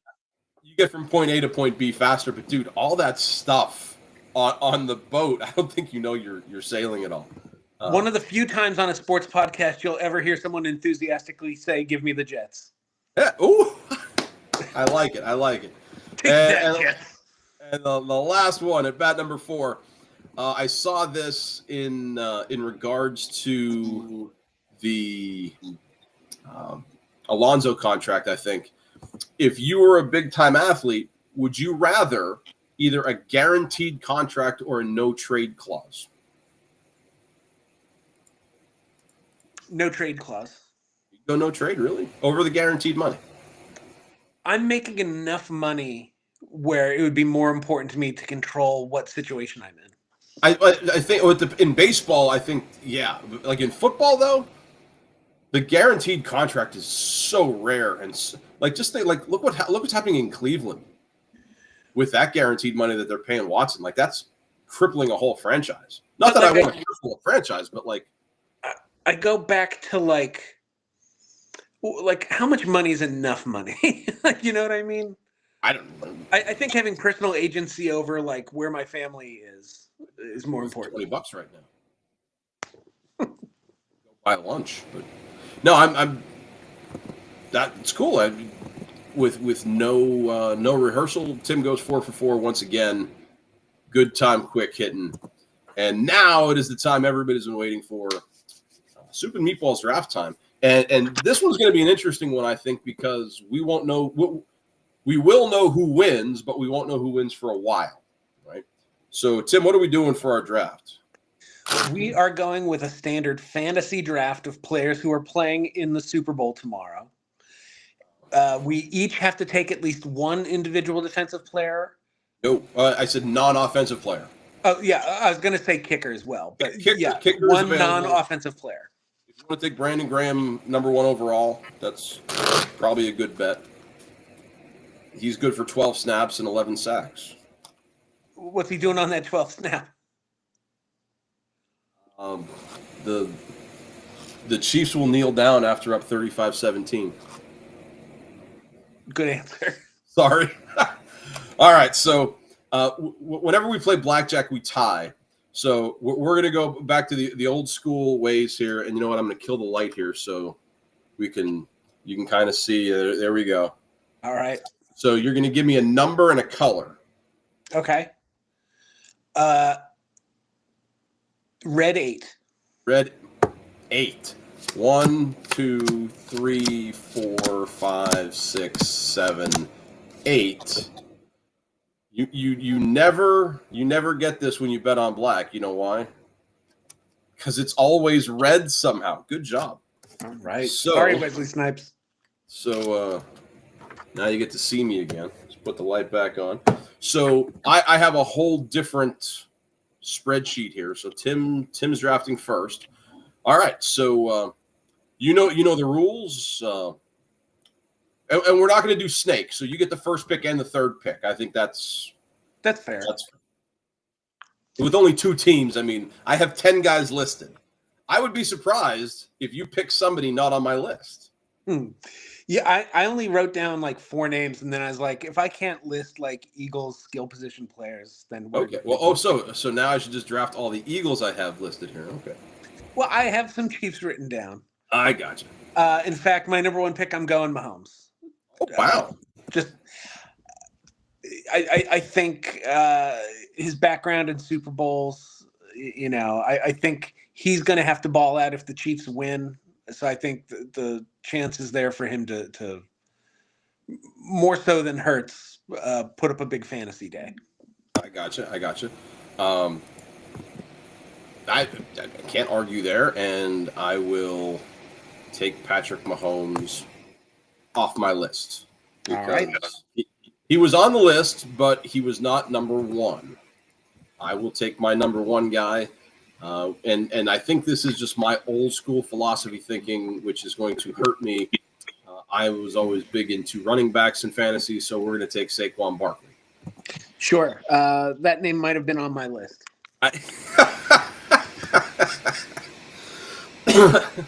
No kidding. So now, wait, can I take both quarterbacks? Yeah, there's nothing stopping you. Oh, I'm taking Jalen. You're going to take Jalen Hurts. I'm stockpiling quarterbacks. Well, I mean, so this is not your standard kind of fantasy where you need. I don't need a quarterback. I just need 4 players that aren't. Who are going to accumulate the most points. Yeah. Right. And I will take Jalen Hurts off of my list. He was actually my number 2. I like Hurts more than I like Mahomes. Just for the simple fact that if the Eagles get the ball on the 2-yard line, they might be less inclined to give the ball to Barkley as they are to try to just quarterback sneak. Sure. I'm hoping the presence of Chris Jones makes them want to run to the outside a little bit more. Yeah, I also think if you're going to see wrinkles off of the brotherly shove, this is the game where you're going to see them run some like fun little like lineup and goal line, and then you give the ball to somebody else. Or yeah, like I've a seen little a lot jump pass or something like that. I've seen a lot of colleges do that, where they get it, they line up for the sneak, and then they do other stuff. So, no, that's I'm can't fault you for that. I'm gonna go. I have a hard time picking this position this high, but God, it's the Super Bowl. He always shows up in a game like this. I'm going to take the tight end. I'm going to take Travis Kelce. Okay. Another name that found its way to my list. I will cross him off. Cross him off then. I'm going to go.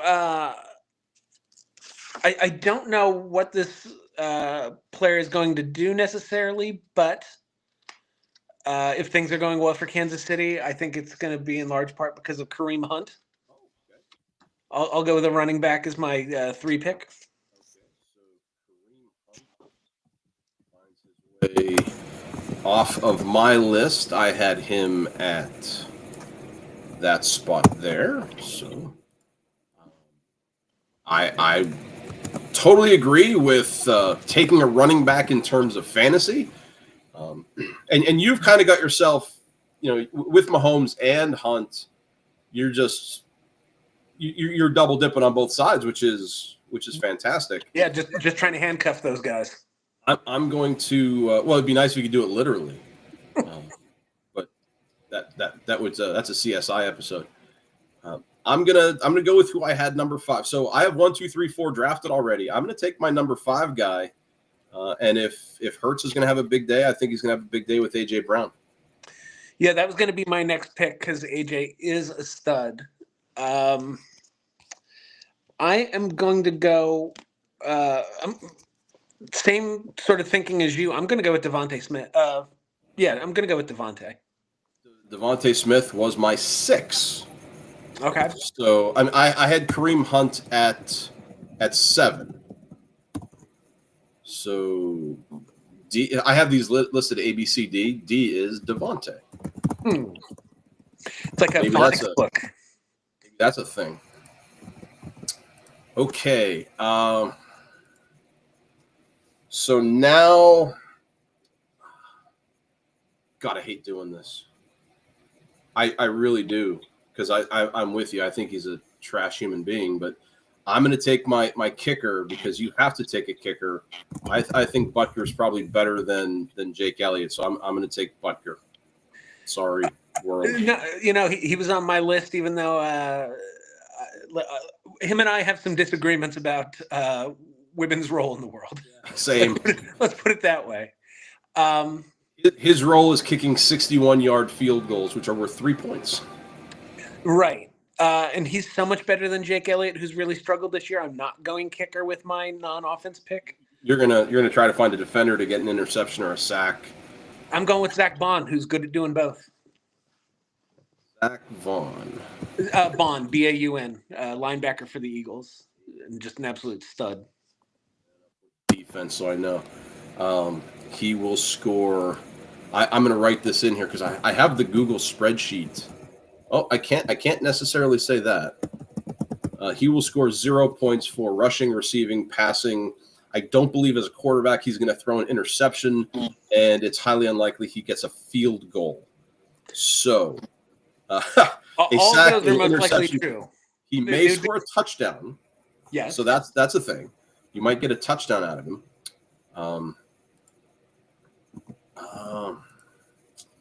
Zach Bond. I'm trying to do this on both the Word file and the spreadsheet. Who'd you pick fourth? Devontae Smith. And then you went with Zach Bond. Okay. I keep the old rundowns just for posterity. You want to see what we talked about in show 5? I can do that. We'll go with him. Yeah, let's. As I'm typing, and you're like, "What are you doing?" So I have AJ Brown trying to steal some points away from Jalen Hurts, and I have Kelsey trying to steal some points from Mahomes. But I think Mahomes is going to throw to Xavier Worthy a little bit too. So we're going to go with Xavier Worthy to close out my fantasy lineup. And what's cool about this draft is probably by Monday, because I have another thing that I do with some of my students, the prop bets. I have to track those. And my kids are like, I don't watch football. I'm like, I don't care. Which team is going to win the coin toss? Like, just guess. Yeah. I actually have to do notes during the Super Bowl. So I'll check these off. But for those of you watching later on, Tim's team includes Patrick Mahomes, Jalen Hurts, Kareem Hunt, Devontae Smith, Zach Bond on defense.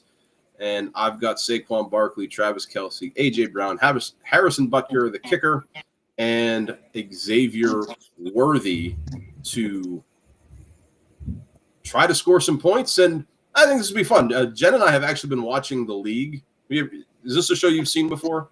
It is, yeah. So this is like the Shiva Bowl for us, which is kind of cool. We'll have to make up a trophy. A long time ago, in my TV days, Doug Farley and we did something similar all year where we would pick games and we would score points. And the amazing thing, we were tied going into the Super Bowl where it was the Raiders and Buccaneers. And I knew I wanted Tampa Bay so badly. I think Tampa Bay is going to win this. But I told Doug, I said, Doug, I'll defer to you, whoever you want. I will take the other so there's no tie. And God bless Doug, he took Oakland. And one of the producers had this steel cup, like coffee mug, that they drew on Max versus Doug. And it's in my shed now somewhere. I don't even have it I'm terrible. I should go find it. You should take a picture of it and send it to Doug just to talk trash like 25 years after the fact. I was just in touch with. I emailed him yesterday because he's teaching at Central Columbia now. Really? He's their Canella. Because I'm going to be Canella next year for us, and I was just writing to him like, hey, like what kind of stuff, like what should I be thinking about? Because I have an idea, but like I haven't done it in a school setting yet. So like I figured reach out to Doug, and it was good to talk to him. Yeah, he's doing some cool stuff there, man. Like his kids do the billboard or the scoreboard at football games. Yeah, good stuff, man. I like, and you know what? Doug's the kind of guy that we could hang out with. He's just a regular, down to earth dude. I always liked Doug. Anytime I ran into him, like me some Farley. So, you know what? Doug Farley should be invited to our Super Bowl parties. I think. Ironically enough, our top 5 this week were, I thought we could list some of the things that you need if you're going to host a Super Bowl party. And I hadn't written Doug down, but maybe I should. I just took it as a given. I didn't even list him because I was just like, obviously Farley's going to be there. Farley should be there. So, I'll start us off with you drafted first. And I didn't just go all food. It's mostly food, I think, because that just makes a lot of sense. I wanted to be like, I wanted to give the no kidding answer. it's 2025. I don't think there's any excuse why anybody doesn't have a screen large enough to see the game for everybody. And I think it has to be at an angle such that nobody gets like the weird glare. You know what I'm saying? Right. Although, if you don't have a big enough screen, they're like $200. You should start saving in September. Just put like $4 a month, $4 a week. Next thing you know, you've got a down payment. and this is sort of a corollary to that. I think you need like enough good seating. Like the only people on the floor should be people who can get up off the floor with like the least amount of noise. Or cracking or groaning. Like if when you get off the floor, it sounds like you're turning like the crank on a well. You should not be on the floor. That's for the children. That's how I get off a chair though. Sometimes. That's how I walk sometimes. I just sound like loose gravel in a shoe. So I'm going with the no kidding response. You need a TV. I'm going with a no kidding response here, and I am going food. How are you going to have a Super Bowl party without any pizza? And like good pizza. Okay. Good pizza, thank you. Yeah, not just like, oh, we spread tomato paste on some Wonder Bread and put it in the toaster oven. No, Brenda, that's not pizza. Call up the local pizzeria and get it here in 30 minutes or less, or I'm going to a better Super Bowl location. Oh my goodness! So I'll jump in with you because that's on my list. I put a reasonably portable main, whether it's pizza, finger sandwiches, hoagies, wings, or chicken fingers. Like, I'm not trying to sit at the dining room table with a plate. I can walk around with a plate that has a piece of pizza and like a slide. I think the kids call them sliders now. We used to call them finger sandwiches back in the day. So something you can walk around with. So if pizza fits that bill, I have pizza. Right. So ideally, obviously, you're going to have, no one's doing like sit down for a Super Bowl party. So you're going to have some sort of buffet. I've done that. Really? So in years past, ironically enough, the year Eli Manning beat the undefeated Patriots, I remember we always go to my in-laws' house. We had dinner, and then we actually played a board game during the game because I could still see the game from the table while we were playing a game called Power Grid. And I during the last drive, I said, okay, guys, we got to stop playing here for just the smidgiest of smidgies. I'm going to go watch. Yeah, so I've been there. See, because I'm thinking like it has to be, you've got your pizza, you've got whatever other food's in the kitchen, go make your plate, but then everyone's got their spot. But, and you need, I also feel like, and this depends how many people you're having over, you need real plates. Are you going there with that on your list? No. Okay. Because I'm not with you there. I'm cool with disposable stuff. I'm not trying to like whoever's hosting this. I don't need to have a massive cleanup effort. I'm cool with the fine shine thrown away. I'm okay doing dishes because the kind of pizza I'm getting is going to bend the standard paper plate. Well, you don't get paper plates. You get like hard plastic. Okay. But you got to be able to throw them away. And that's the one thing my in-laws are really good with, like that kind of like I don't want my mother-in-law doing like 7 loads of dishwasher stuff because we have all this food. Yeah, you get a good solid, and you can get them from the dollar store. They don't have to be like super expensive. Like, see, and I'm the opposite. Most homes that I go into, the first thing I do is lick all the silverware so that they have to clean it. I don't get invited to many places. I guess not. What is your 2? My 2, I'm going to go with wings, but specifically no boneless wings. No. You need bone in. Otherwise, they're chicken nuggets. Yeah. And what's ironic about that, Wednesday, video game clubs of Chambersburg here had we do these live events sometimes at Buffalo Wild Wings. We have a good relationship with them. And since Jen is doing her musical, it's next week, actually. Our daughter and I went to the video game club event, and she sat with me, and I thought, well, I'll get you boneless wings because they're essentially nuggets, and I know you can eat them. I don't want her trying to mess with the bones, but I'm with you. Bone-in wings, amazingly, that's on the the reasonable main list for me. I just told this story to some of my kids this past week. Were you at the coop with us when Chicken George showed up? You remember this? I don't believe I was. So Saturday at the Chicken Coop, they had this special 50 wings for like $11, which was a lot of money for a high school kid. But dude, I was getting 2 meals out of it. Well, we were up there. There was about 20 of us. Chisnell, Pasco, Jeremy Williams, Ryan Urachek was there. Like there was a lot of people, and their wing distributor we were in the back. The wing distributor came by and looked at this massive table of high school kids, each of us getting 50 wings, and he said, "If you eat all of the wings at this table, I'll pick up your drink order." Now, I mean, we weren't drinking alcohol back then, but when Chisnell heard that, he was like, "I want 17 pitchers of root beer now." And we're like, "Matt, slow down. I've never eaten 50 wings before. The most I've ever eaten is 25. I put down 42, and Pasco and Ryan Urachek picked up the other 8 for me because like we had cash back in the day. I didn't have that kind of money to cover all of the soda that was coming to our table. But Chicken George picked it up. It was a $98 bill for just the soda. How many wings could you eat in one sitting now? Now, probably not as many. I think because I'm watching the figure. If I pushed, maybe 30, and that's me. That would be like I would be miserable for a long time after. Yeah, and it's also the size of them. There's a place here in town that sells wings, but they're really chicken legs. They're massive.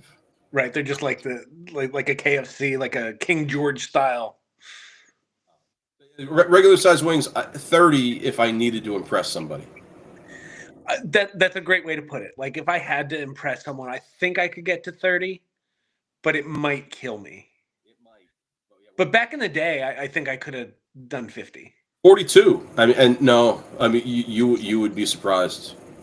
Well, but I did eat 4 Coop pig burgers. I have the shirts to prove it. I also had a standing bet with my brothers that I felt I could eat 50 pierogies in one sitting. I remember that. Oh, dude, we'll stop right here. I have a fraternity brother named Jake Vogel. I love Jake Vogel. Like he is one of the most amazing. You would like Jake Vogel. Everybody would like Jake Vogel. Jake Vogel, if you're watching this, everybody loves you. So Jake ran a bar. He ran a bar out in Pittsburgh called the Jagger Bush, and I went out to hang out and help. What do you call it? You do something good for the guy. I'm losing my mind here because I'm thinking about this pierogi. Help. I'm going to support his business, right? And he had this 1 pound pierogi challenge. You had a half an hour to eat a 1 pound pierogi, which was kind of like a meatloaf. It was a big rectangle thing. Yeah. And it was so good. I got maybe 5 bites in. And I told him, I said, "You can stop the clock. I'm not doing this. Yeah, this is too good to cram down, and I don't think I can anyway." And he's like, "Oh man," he was so bummed. He's like, he had a whole music set up where like the last 3 minutes, the final countdown from Europe came on. I knew. And I said, "I'm sorry you didn't even have to tell me. I'm sorry to ruin the thing for you, but dude, that 1 pound of pierogi, that might be more than 50 of them." I don't know, because I was thinking like 50 Mrs. T's. Like I would just gobble those down before my stomach even knew I was full. Oh, but this thing was, and the mashed potato that was in it was, it was so good. Now I'm hungry. Thanks. All this because you said wings. Gosh, I love this list. Well, I'm gonna go. Oh no, it's your. My number 3 is it's a combo. You need both of these things. You need some kind of chip and some kind of dip to go with it. Whether it's salsa, that's fine. I'm partial to a buffalo chicken cheese dip. That maybe if you throw a little bit of like hot stuff in there, that's okay. If it's a mild buffalo, that's okay too. But like a meaty cheese dip that you can scoop with some kind of chip, and the chips don't be skimping on them. Get the hardcore like bowls that Tostitos come out with, because they're the best ones to scoop with now. So I'm going to add on to this because dips. It says on my list dips of some kind. I didn't Look even at that. specify. And I'll add on to this by saying that I am looking at I'm making buffalo chicken dip for tomorrow, and I am investing in like you need a chip with like real structural integrity. You know, you don't want to hear like when you put it into the dip, you don't want to hear like a little crack. You don't Then want you to got to put your sound like a fingers in. bear just stepped on a twig. And I'm putting my finger in to get it out, and nobody wants Same. that. Nobody And wants that. if you're a host who puts out those weak chips, you deserve fingers in your dip. Yes. Yeah. Take Yeah. that, So random Super Bowl party host. Rodney from Carlisle. And where was Sally from? It was Sally from. So now where I live, Sally's from Fayetteville, but Sally was from Dunmore. So I'm going to go non-food with my last two. Oh, you okay? Go ahead. You need someone who has a vested interest in the game to be at this party. Because if it's just a bunch of casuals, you're going to change the channel by halftime. Preferably, you want someone who has bet on the game and has a financial stake so that you can ride the highs and lows of their You're not a fan. roller coaster. I got you. I mean, you have vested interest because you're a fan, Right? But I got you. And I will be plenty entertaining to watch. But I think when you stand to lose a substantial sum of money, it's just so much more enjoyable for everyone else who didn't bet. Except for you. Well, I didn't bet on the game. It's well. Okay.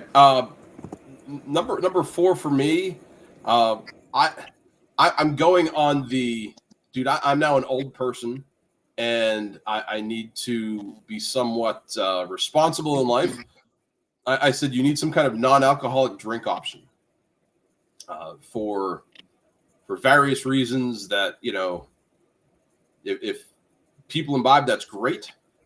I can't tell you the last time I overindulged at a sporting event. I can't physically recover anymore.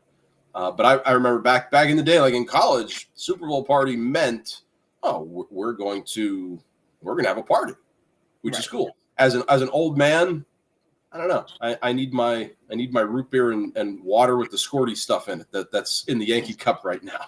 So I need that. So is that like what's it like that Mio stuff that you squirt? Yeah, it's probably bad for you too. I think Jen found a study that's like it's not good for you, but neither is barbecue sauce and ketchup. Butter's not good for you. Butter, yeah.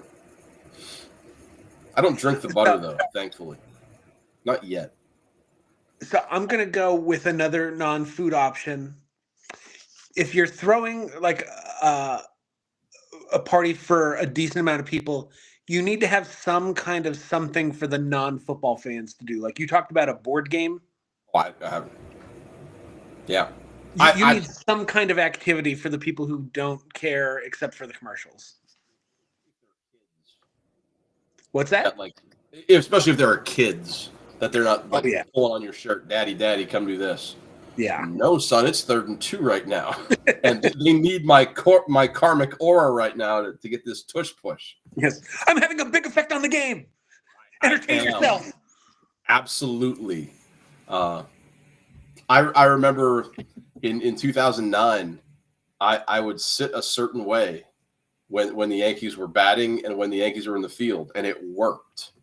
But I forgot how I sat ever since then. So it's really all my fault. I do a similar thing where like sometimes like I just like I'll be in my chair, and if it's like a big down for the Eagles defense, like I'll end up in like a catcher's squat. But that's tough on the knees at 45. It is, but I end up standing up and walking right next to the TV. That's my thing. When Michigan is playing, that's what I tend to do more than anything, and I pace. Or when I'm here alone, I'll just kind of nervously strum on the guitar. Like there are bite marks on my guitar from like where I've been watching games, and like I just bite into the upper corner, like closest to my mouth. Nice. Well, speaking of biting, I went mainly food with my thing, along with Along with the main, along with the dip, along with the non-alcoholic options, you need all kinds of junk food that are portable. My go-to is always either Doritos or sour cream and onion chips, but something you can put in a bowl and like the people can put on their plate, and then I can take the bowl. Right, and then And just also eat out of it. it should be a chip that doesn't require dip to be That's what I'm good. saying. And It if can I can stand get on its own. if I can get those Cool Ranch Doritos that have like the extra powder on them, like I don't know if I sent you a picture of one that was like it was heaven on a chip. It was like caked on. It was the best Dorito I ever had. So I was never a big Cool Ranch guy. I've always I been a love big nacho cheese fan. Cool Ranch. If you take the powder and you put it in like a bowl, I could eat it like cereal. I could. You know what's a very underrated Super Bowl party snack? But if I go there and there's a bowl of these, I might eat the whole bowl. Combos. Yeah, combos are they're filling for me, and I was never a big pretzel guy. For as much as like my parents liked pretzels, and I trust me, I am a junk food junkie more so than the old man in A Christmas Story was a turkey junkie. I love potato chips and Doritos so much. My dream is that science creates a potato chip that makes you lose weight, because I'll be packed down to like 110 pounds before you know it. Now I agree. It has to. You can't have plain, or like even the sea salt flavor, because that's just not enough. We have both kinds of chips, plain and unsalted plain. Yeah, I can't keep Doritos in my house. I have no willpower. I don't know if there's like hypnotic imaging on the bag that makes you eat the whole thing in one sitting. I did this once just to say I could do it. Then there was one day, I think over the summer, we had a bag of Cool Ranch Doritos. I opened it up, I ate one, and I put the rest away. I'm surprised I haven't been arrested yet, honestly. I mean, that's a class 12 felony in most states. I can remember when we were in junior high, and this isn't related to Doritos, but you said that your dream would be to have a swimming pool filled with 7-Up. Because you're like, then you can just drink the entire pool. And we were like 12, and even back then I was like, you realize you've been swimming in your own filth when you're drinking this 7-Up, right? Like, I was such a skeptic. Well, so I trust your memory more than I trust mine. Why would I pick 7-Up of all things? I remember because I remember I didn't even drink 7-Up. Remember what I used to drink back in the day? Remember what I used to drink back in the day for school lunch? I gotta send you a picture of it. It was called Koala. Koala, and my dad would say, "Yeah, it's for good times." I call my dad up right now. I promise you. I say, "Dad, what comes to mind when I say koala beverage?" He's gonna say, "Oh, it's for good times." It's insane. But it was a carbonated fruit beverage that he got at Sam's Club for like a nickel. I would have never remembered that. Oh well, there's that, and then the funny story when my dad was putting my lunch together, 8th grade, and I got the Budweiser. I think we talked about this a couple weeks ago, and I had to trade it with my godfather. But yeah, Koala was for good times at HF Greeby. Why would I swim in 7-Up? I don't know. And drink what you've been swimming in, though. That was my hang up. I often wonder if someone had the wherewithal to fill up a tank or a pool with something a lot thicker, like a mayonnaise or a ketchup, and threw someone in. The strongest swimmer on the planet, could they get out?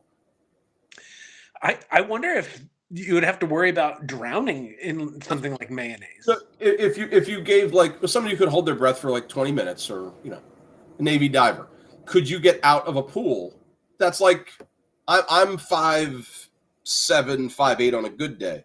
If it's a 6-foot pool, like somebody my size, could I get out of a 6-foot pool without doing this? I don't know. You would have to wade your way over to the side. You'd have to be able to hold your breath, because as long as you can touch bottom, you can kind of slog through it. You think you can? Yeah, but it would be slow going, and it would be the weight of all that ketchup. You think the pressure of 6 feet of ketchup or mayonnaise? You would run the risk of suffocating. I think it would be very dangerous. I don't plan on it. You know how much? I'm going to calculate how much money it would cost in generic ketchup to fill up a tank. So now I have to do some geometry and some math. We don't need any of that, Hellman's. I'll get that. I'll get that to you later today. But that's a good list, I think, on both of our accounts. You got all yours in there, right? Yeah. Yes. I think you went doubled in. So along with Doug Farley, I think those are all very reasonable things that you'd have to have at a Super Bowl party, and I'm with you. So Mr. Smarty Pants, I punted last mustache, by the way. What's that? Does Doug still have the mustache? I'm 95% sure. I'll get my producer right now to Facebook stalk him. Doug, the last picture that he put, yeah, he still does, and he still looks tremendous. When you started that sentence, I thought you were going to like Google, does Doug Farley still have a mustache? Sure. No. And Doug's a big Bears fan, so Doug and I usually talk about the Bears during the season. So good deal. But, last week, I punted on Mr. Smarty Pants because I just didn't have the wherewithal. And I feel bad because I actually had a question on my phone that I didn't look at when I was putting the rundown together. So you might have seen this. Maybe you just know it anyway. It is a baseball trivia question. Do you know, Tim, who has the most major league seasons stealing at least one base without getting caught? I did see this, so I'm going to fess up. But I feel like I also knew it. I saw it a couple of years ago as well. But it's Greg Maddux. How cool is that? That is very cool. Well, I'll piggyback another trivia question that came my way. The Dice Baseball League that I'm in, someone asked, who was the last American League most valuable player as a switch hitter? Most valuable player, switch hitter. Oh, now the gerbil's spinning a little bit. I like that. Yeah, boy, I'm thinking. How recent was it? Was it in the last 20 years? No. Okay, so it was sometime in the 90s? No. Is it Mickey Mantle? That was my guess, and no. More recent than Mickey Mantle. Okay. Switch hitter. MVP. Henderson wasn't a switch hitter, was he? In fact, was not. No, he was straight. I think he batted right and threw left. He was an oddball that way. Yeah, that does not count as a switch hitter. Right. Huh. I don't know if I... is it longer ago than Ricky winning in 90? I was not alive. Okay, so it's pre-78. You were not alive. Okay. So it's sometime between like early 60s and 1978. It's not Eddie Murray because he's too recent.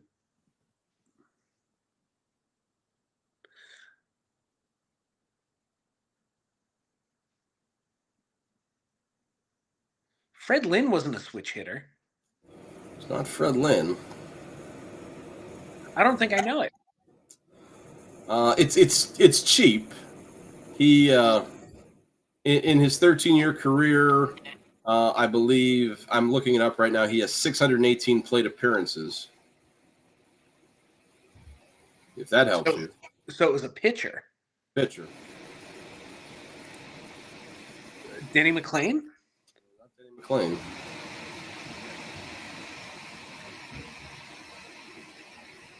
There's a clue right here. What's that? There's a clue right here. A Michigan guy. No. What's Michigan's colors? Yeah. Okay. So Mason. A pitcher who won MVP sometime in the 60s or 70s. In the American League. 1971. Vita Blue? Vita Blue. There it is.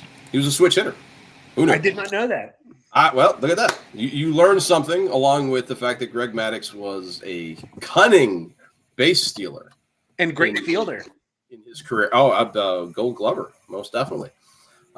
List-wise, so one last test of the old noodle. Like we can both agree that Saquon Barkley is going to have an important role in the Eagles' offense tomorrow, and he has the ability to make this list. He's not on the list yet. I'm looking for and I'm only going to go to the top 5. I have 10 listed here, but I only need the top 5.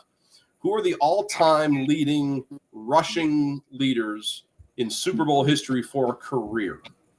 For a career. Who has the most rushing yards for a career in the Super Bowl? Emmitt top Smith. 5.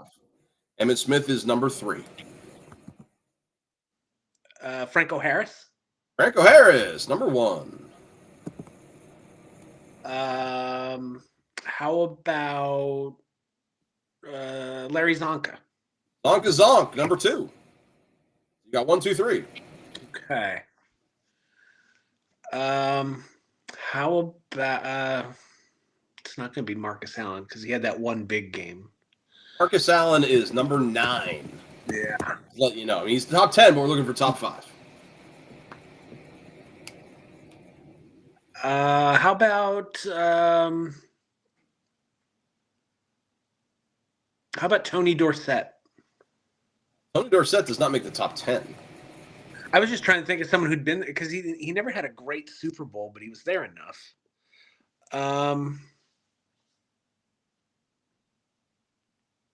The Patriots didn't have enough guys to really qualify through all their times being there. How about Terrell Davis? Terrell Davis, number 4. And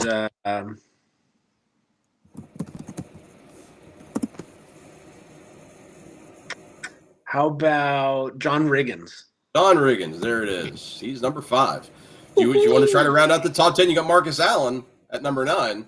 Marcus Allen at number 9. I can tell you. I mean, one of the when you start thinking of the people who've played in the game a lot, you're down on the right. You're on the right path.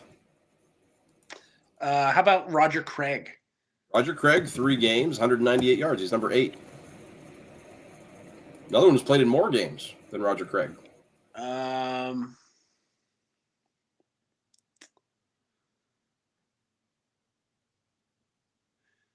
Thurman Thomas. Thurman Thomas. He is tied for 6th. Now, he did it in 4 games. The guy he's tied with did it in 1, so he's the all-time leading rusher in Super Bowl history for a single game. Timmy Smith, 204. And then we're down to you said the Patriots. I don't know if you were going to get this guy, but he did it with the Patriots. 2 games in 2001, 2002, 2003. That's when he was with the Patriots. Okay, because I was going to say someone like Danny Woodhead, but that's way after the fact. I don't even know how to give you a clue for this guy because I wouldn't be pulling his name out either. He also played for Buffalo. And Antoine Smith. Okay. Once you say that, I'm like, oh yeah, that sounds like someone who would have played for this Patriots team. That makes sense, yeah. So he rounds out the top 10. He has 175 yards. So with 176 yards, Saquon Barkley can get himself on the all-time Super Bowl top 10 rushing list. It's going to take a mammoth effort to get him in the top 5. John Riggins has 230, and he's number 5 all time. Don't tell my man Saquon what he can't do. He's on my team. I hope he gets 600 yards and 12 touchdowns. Or let's see, 35-17. I hope he gets both touchdowns. And kicks the extra points. And kicks the field goal. Well, yeah, none of us have Jake Elliott. Yeah, so why not? I got one more thing. The last little B block thing. I had a really hard time. I had no idea what to do with this. So I looked around and went kind of weird here. So A, B, C, D, E. And if you can figure out the connection, then you had it good. I'll go D. D. Okay. D is Whiplash. The experience of Whiplash or the movie? Just Whiplash. The movie was pretty good, but I've had a strained neck muscle before, and that was less good. I'll put it 4. 4. Okay. Because there might be something worse than Whiplash out there. So there goes D. I'll go B. B. Merman. I don't know that I would enjoy encountering a merman. But almost certainly more than I would Whiplash. I'll go 3 for the merman. Merman. Okay. I'd be freaked out by someone who lives under the water but can speak to me in my own language. Even describing that is an unsettling experience. It is. It is. Don't love it. Okay. Boom. Okay. So you got A, C, E left. Let's go E. E is Leech. Like the bug or former Rangers defenseman Brian Leach? Oh, you got to figure out the connection here. Okay. Leeches have like a biological use in the world. I'll go leeches 2. Leeches 2. Okay. So we are down to A and C. Let's go C. C is Mossman.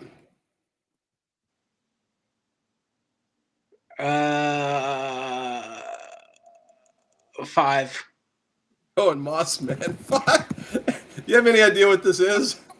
He-Man characters? Okay. If you didn't by now, you're left with you're left with A, which is Cringer.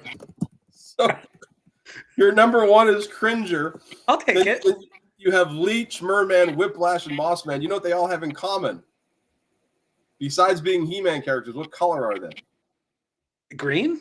They're all green for your Eagles. They're He-Man characters rooting for the Eagles in the Super Bowl tomorrow. I only guessed that because I was like, what other color is Mothman? We gotta remember what Cringer was. Yeah, like Cringer was my number 1 pick. Like, is he just like really embarrassing? Like, is that like a deal? Well, your list. I mean, you went from Cringer 1, Leech 2. So Leech was in the evil horde. He had these like web hands that he would suck your energy out of your head. Okay. Merman was in fact a merman. He was like the Skeletor army's version of Aquaman. He could control all the fish. He talked like this. Now I remember this guy. Oh my God.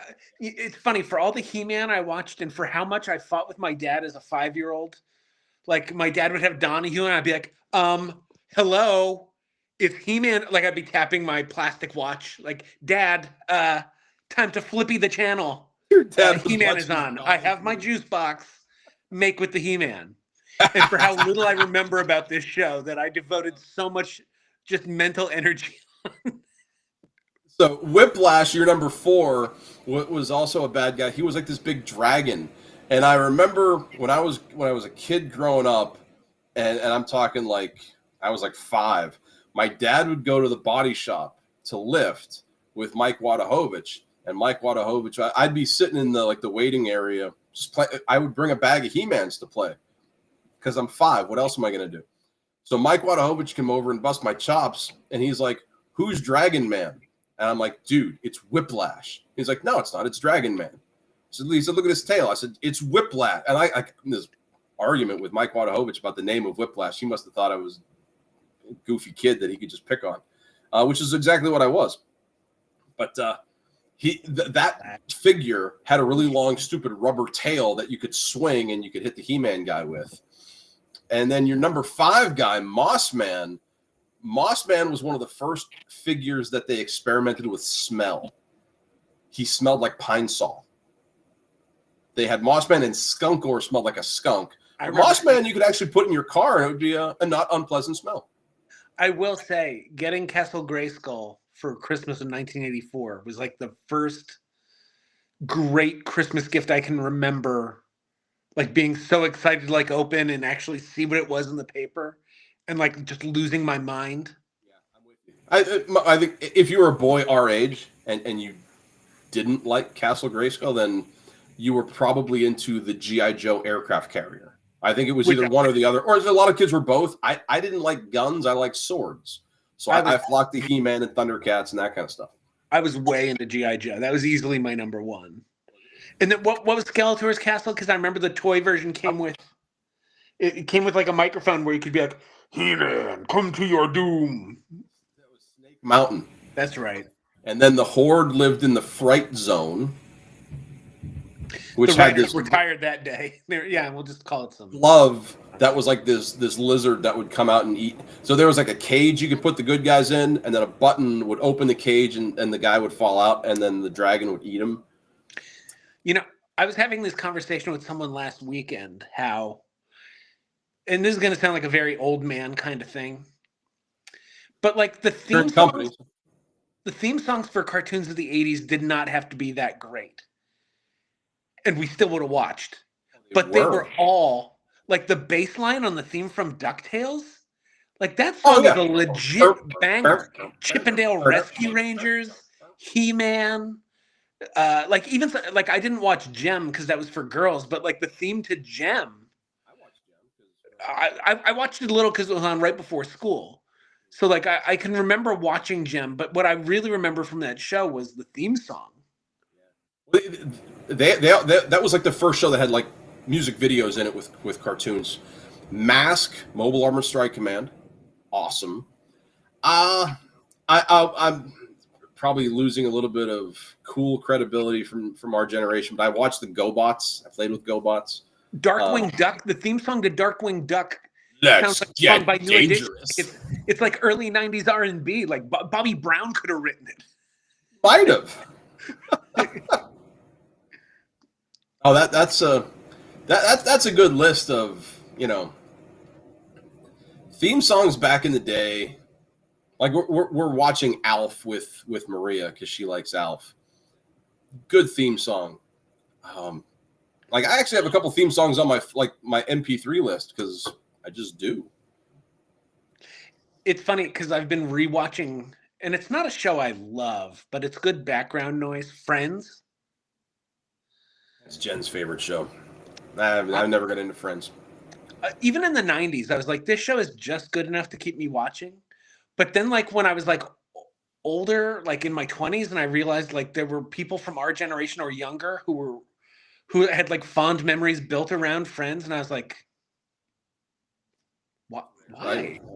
Like it's like I'm rewatching it. I like it, but it's Jen and her family were big Friends watchers.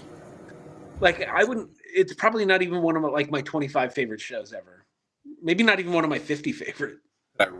Could I even rank 25 favorite shows? I probably could. I definitely could. But some of them you'd be like, I've never heard of that, because they'll last one season, and it's a real bummer. Oh yeah, I have shows like that too. But we'll bank that. We'll do a list later when we in April when we're out of stuff to talk about for for a couple months before when it's Major League Baseball All-Star break. Yeah, and we're longing for the days of a Luka trade happening during the Super Bowl. the dog days of soup and meatballs. Two other pieces of good news. One personal for us. We reached out to the Perinis and the Nagels of the world. One of Perini and Nagel's really, really good friends, Lisa Medvitz. Remember her? Sure, Michigan fan. Her birthday today, so happy 33rd birthday to Lisa. And I just saw this as we were going to go live. Wade Boggs just came out and announced that he is cancer-free. Yeah, so great news. That's little Yankee Red Sox connection there. Good for him. That's great news to hear ahead of our big game tomorrow. That was a good show, good week. For a light, I mean, we're about 214. It feels light, but we got through the draft probably quicker than any other draft because there's not a lot to say about, Xavier Worthy. I Right. think he's And going to score also points. the logic behind picking the guys we picked is self-explanatory to anyone who knows anything about fantasy football. Absolutely. So Big news in my world this week. I bought another baseball hat. It's an old school like 80s Mariners hat with like the S, like the gold S. Trident. Yeah. Oh no, the gold S was not the Trident. No, it's a compass behind the S, I believe. Okay. Like a shipping compass. What's that? Big Julio Rodriguez fan all of a sudden? No, I've been trying to collect like hats that are the designs of like as the teams wore them in the 80s. Because like the next one on the list is like one of the old like Harold Baines era White Sox, like the stick figure. Yeah. I would think you'd want the Mariner with the Trident then, not the compass. The compass feels more like late 90s. The compass. Here, let me grab it here. I'll show you. Yeah, I'm going to look this up. Baseball logos. The one I got reminds me of like when Ken Griffey Jr. was first.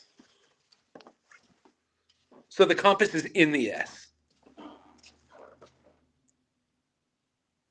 That one, that's number 9 on this. I'm going to try something. I think I'm going to try something here. I don't know if this is a good idea or not. Because I also got this. Hang on for a second. We're experimenting here on Soup and Meatballs now that the show is over. I want to close you. I'm trying to share my screen here. Baseball. Okay. So can you see what's going on my screen? Yes. So here on the Book of Face, I was thinking number 3. Oh, I see which one. As the 80s logo. Yeah, and I know the one you mean with the Trident. That was like when Alvin Dark was there, like right after expansion, like early 80s. I think that was the I had the bedspread as a kid, like with all the logos, and that's one of the ones I remember seeing. Like, yeah. But okay, I don't have any new hats that I could talk to you about. The coolest one that I got is right here. So if you remember the script text back in the 90s, I have like but see, I'm a hat snob. I'll only wear fitted hats. I don't want to wear snapback stuff. Oh so, yeah, that's not a hang up for me. But that's me being snobby. The best hat. Oh boy, do I still have it over there? I think I retired it because I can't wear it. Yes. Oh boy. Tim, let me tell you something. This might be my most favoriteest hat ever. Oh, that's been through some stuff. And it's even got like the 2-point conversion Cougar sticker. The snapback just absolutely was obliterated. I don't even know if it would fit anymore. Oh, my head has gotten so stupid big. Oh my God. I still have my old White Sox hat from high school. The one that we talked about, you whenever you bowled and you missed a spare. It's probably still got like lane wax resin from being thrown at the bowl arena. This has paint on it. I don't know what I was painting. I mean, I don't paint. It looks like you were like finishing a deck. Like it looks like it was shellacked. All right, real quick. This is like I'm gonna get buried in this, I think. Describe the smell of that hat right now. It's not bad. It doesn't smell bad. Like, okay, we need to find a neutral third party to smell that. But I don't know. Go get. I don't know. It doesn't smell like food. It doesn't smell. It smells like what my hair used to smell like, but like it's clean. It's a gross smell. Like it feels very like frail. It feels like I could almost rip it because it's cloth and it's old as heck, and the sweat lines around the brow are like pronounced It looks on like the it would be brittle. inside Like, as well. Like you could see it the looks like it sweat would. line. Oh my God, yeah. It looks like a basement wall, like after a flood. Um, it looks like the consistency, like parchment paper. Like it looks brittle. Like if you were to pick up the original, like Declaration of Independence, like it would just snap at That's the I feeling of have it human over finger my contact. room in my room with some of like I have Yankee figures and stuff, and um, that's another thing I had to talk to you about. So, do you know what Danbury Mint is? Yes. So my dad found a Saquon Barkley Eagles thing, and he said if you were interested, to give him a call and he could put you in touch with how to get one. He's like, you think Tim would like this? I'm like, I don't know. I'll tell him. He's like, oh, tell him to call me, and so if you want a Saquon Barkley Danbury Mint thing, he can show you how to get one. It's funny. I was actually looking at, and I don't even know if it's something I would buy. I was just curious about the price, but like autographed Brian Dawkins, like they have like the mini helmets that players sign. I was looking at one of them, but I don't even know where I would display that. I'd be afraid someone would break in and steal it. I was never big on autograph stuff. Like you see my downstairs, like over there, like that's cool to me. You know what that is? What's that? Like over my shoulder. Yeah. Those are actual bricks from Monument Park. Oh, okay. In old Yankee Stadium, Brandon Steiner bought Yankee Stadium, and he chopped it up and he sold it to people like me. So there are 8 different retired numbers that are like little plaques that have, and all the bricks are about the same size and dimension, but you can tell that they're not because they're bricks. How are you going to do it surgically? I like that kind of stuff. The coolest picture I have, aside from the David Cohn perfect game stuff, right there's a picture of Mariano Rivera throwing the very last pitch in Yankee Stadium history. You see the scoreboard, it's 11:41 at night because it was a night game. The only bummer is that they had taken Derek Jeter out of the game, so the backup shortstop is in the picture. I think it was like $50. If Mariano Rivera autographs it, it's $5,000. Yeah. I don't need that. I don't need somebody to sign it. I just like seeing the picture. What would be your ultimate piece of sports memorabilia? You want to see it? Oh, I'll okay. pull it out. Because why not? We're in overtime.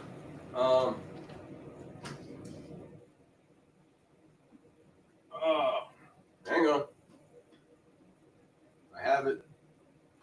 Oh, you know what? We'll pull this out, and we'll pull this out. I got 3 things here.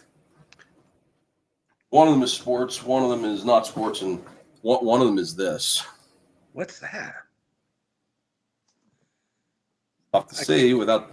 Let's kill the light. Now you really can't see. It's a plate that says Granada. I had a hunch that it might say that. I can tell you a good story. When I was in first grade, I did tap dancing. I tapped, and my sister remember was the pictures in your parents' living room. My sister was in dance, and if you danced for, I guess, 5 years or so, you got a trophy. I was so upset that I didn't get a trophy, and my sister did. My dad gave me this. It's a football guy, and it's from he was a peewee football coach, and this was like everybody gets a trophy. So he gave me this. He's like, well, this is your trophy.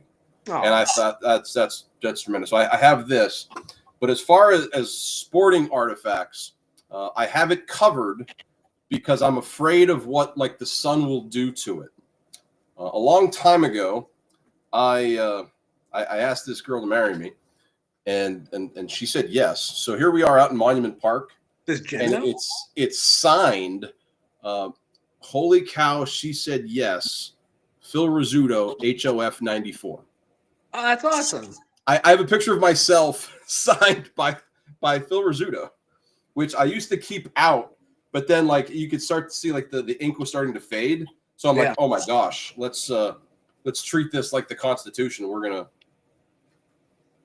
I put it behind a towel and it's in a thing. But so Dan Rigotti took the picture for me, and I was gonna say his dad was living in Florida, and he went to the same golf club as Phil Rizzuto.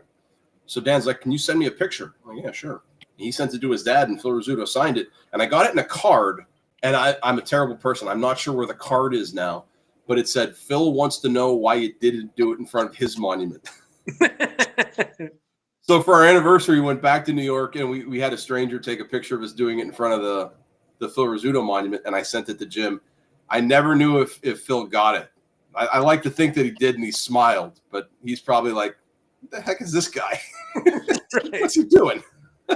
I'll show you, because when you were going to get stuff, I had to get up and the old Granada. Oh, you still have the visor. Yeah, I've still got the visor from the Granada with the Cougar sticker. So awesome. And it's funny because I didn't have to go rummaging. Like, it's just in my home office here. That's amazing. Like, this is just kind of stuff that's in the... I have a case of Yankee Danbury figures. My mom would get me one like every year. How old were we when you got rid of the Granada? Was that junior year that you got the Nova? I just remember it was like wing night at the place down Airport Road, and it died. It wouldn't start. Yeah. I forget where we walked. Did we walk to Gotti's house? Oh, that's a long walk. But yeah, it was a long walk. And I don't know where we ended up, but yeah, that was... I would believe your memory before I believed mine. I want to say that was 95. That could have been either. That could have been our sophomore year. I want to say you had the Granada the entire sophomore year. Yeah, I'm pretty sure I did too. I'm trying to gauge. There's some like historical landmarks in my head, like birthday. When there was a football camp I went to before sophomore year, and I might have been. I'm at a loss. Too many hits in the head.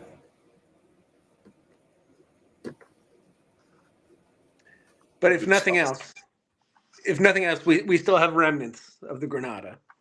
Yeah, it's still out. I think my dad he forced me to take the dashboard because that was hanging up in his garage for the longest time. So was it just sold for parts? I don't know. Probably down to a Harry's who pull it because the engine was probably dead, but like the metal of the frame could have been melted down for something. Right. At that point, you were essentially just driving the car equivalent of copper pipes. Pretty much, yeah. Oh, that I tell the story about when you used to hit 60 miles an hour and that thing it started to shake. You never knew if it was going to explode.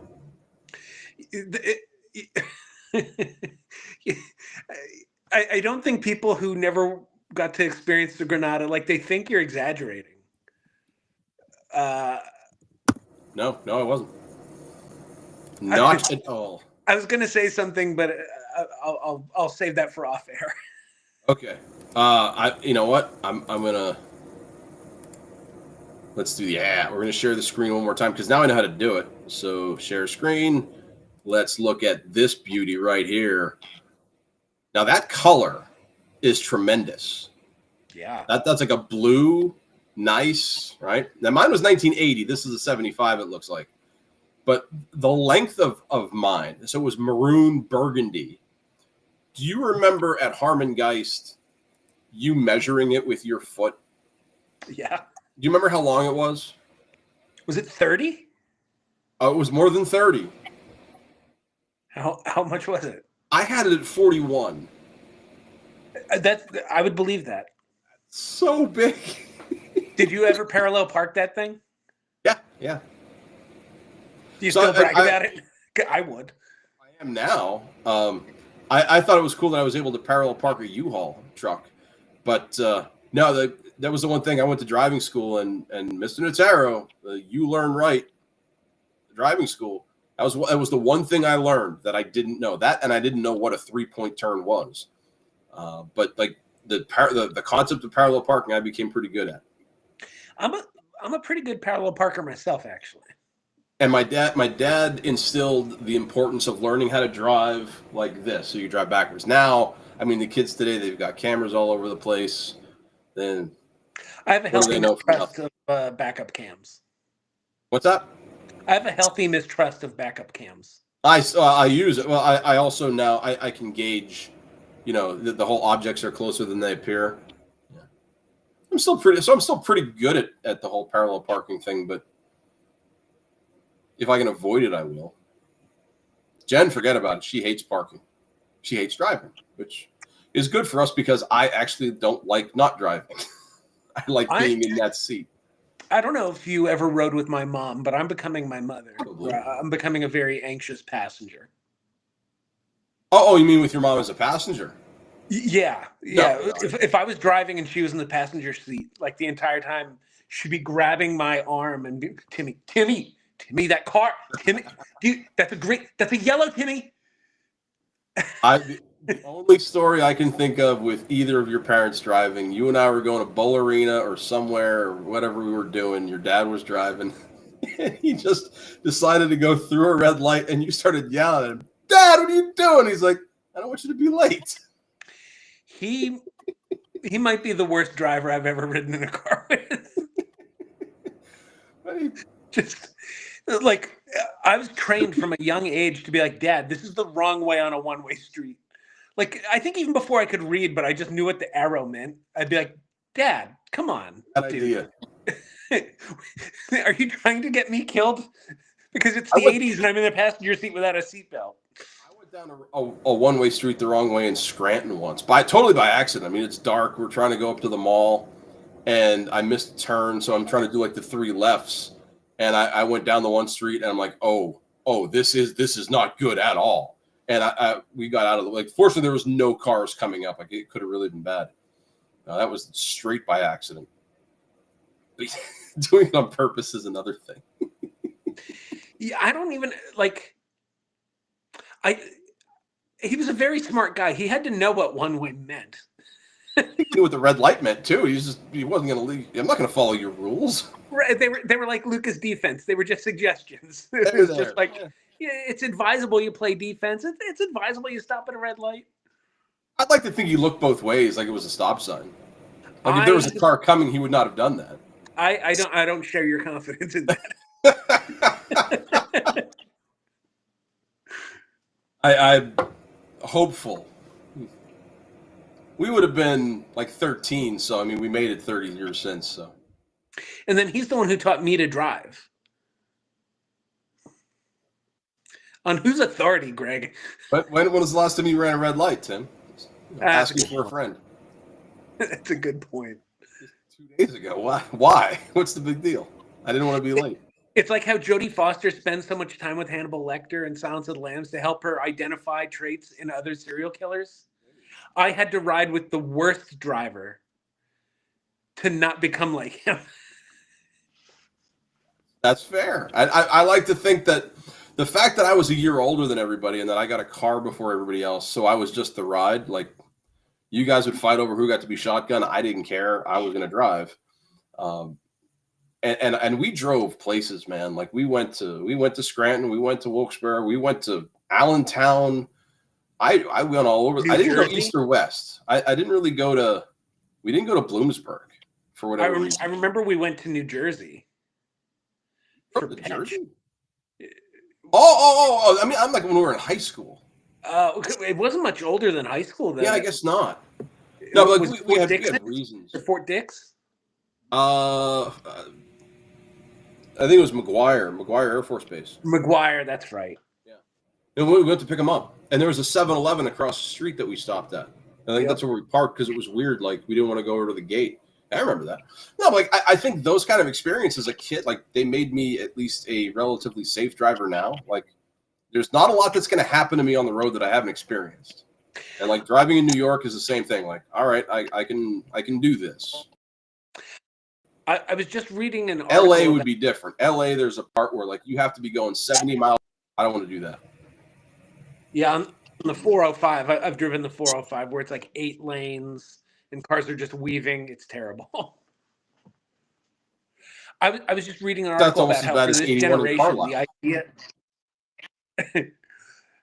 the idea of being able to find things based on like an internal map or an internal understanding of like even your hometown has just gone away. And Like west. it's a foreign concept to them because of GPS. Where like And I can I'm still I'm remember. I'm just as bad like with GPS, but yeah. So like there was a Sesame Street thing that was like I'm lost, and then the building came to life. It's like, well, just remember what you passed, and that like stuck with me. Like I never want to be lost, so I would always be out looking out the window. Okay, what's this? What's this? What's this? And I just figured out where everything was. Whereas Jen was never like that. She was always reading a book in the car, so she couldn't get from her house to the mall, which is really just 3 turns. See, I always liked because it's probably an extension of riding my bike everywhere when I was a kid. That I always knew, like when I moved to Hazleton, I was 9, and I was like, okay, I want to learn this town very quickly. And so, like when I rode my bike places, I remember streets and blocks and all that stuff. It's just amazing to think of growing up and not knowing how to do that or knowing like where things are in the town where you live. I wonder if kids though, like if they still have it to a point because they're not out driving, they don't have GPS, they don't. So, and I think kids still ride bikes a little bit. Probably not as I don't see them as much as like what you and I would have experienced. Yeah. But out of a sense of necessity, like if a kid doesn't have a phone in elementary school, like how do you get from the pizza place to grandma's house? I don't know if none of my kids keep their head out the window or not. I tell them so. When Maria's like, "Are we almost home yet?" Just look out the window. What do you see? Oh, I see the gas station. So are we close to home? Yeah. Okay, then stop asking me. Right. You need verification. Yes, that's the Sunoco that's half a mile away from the house. All right, bud.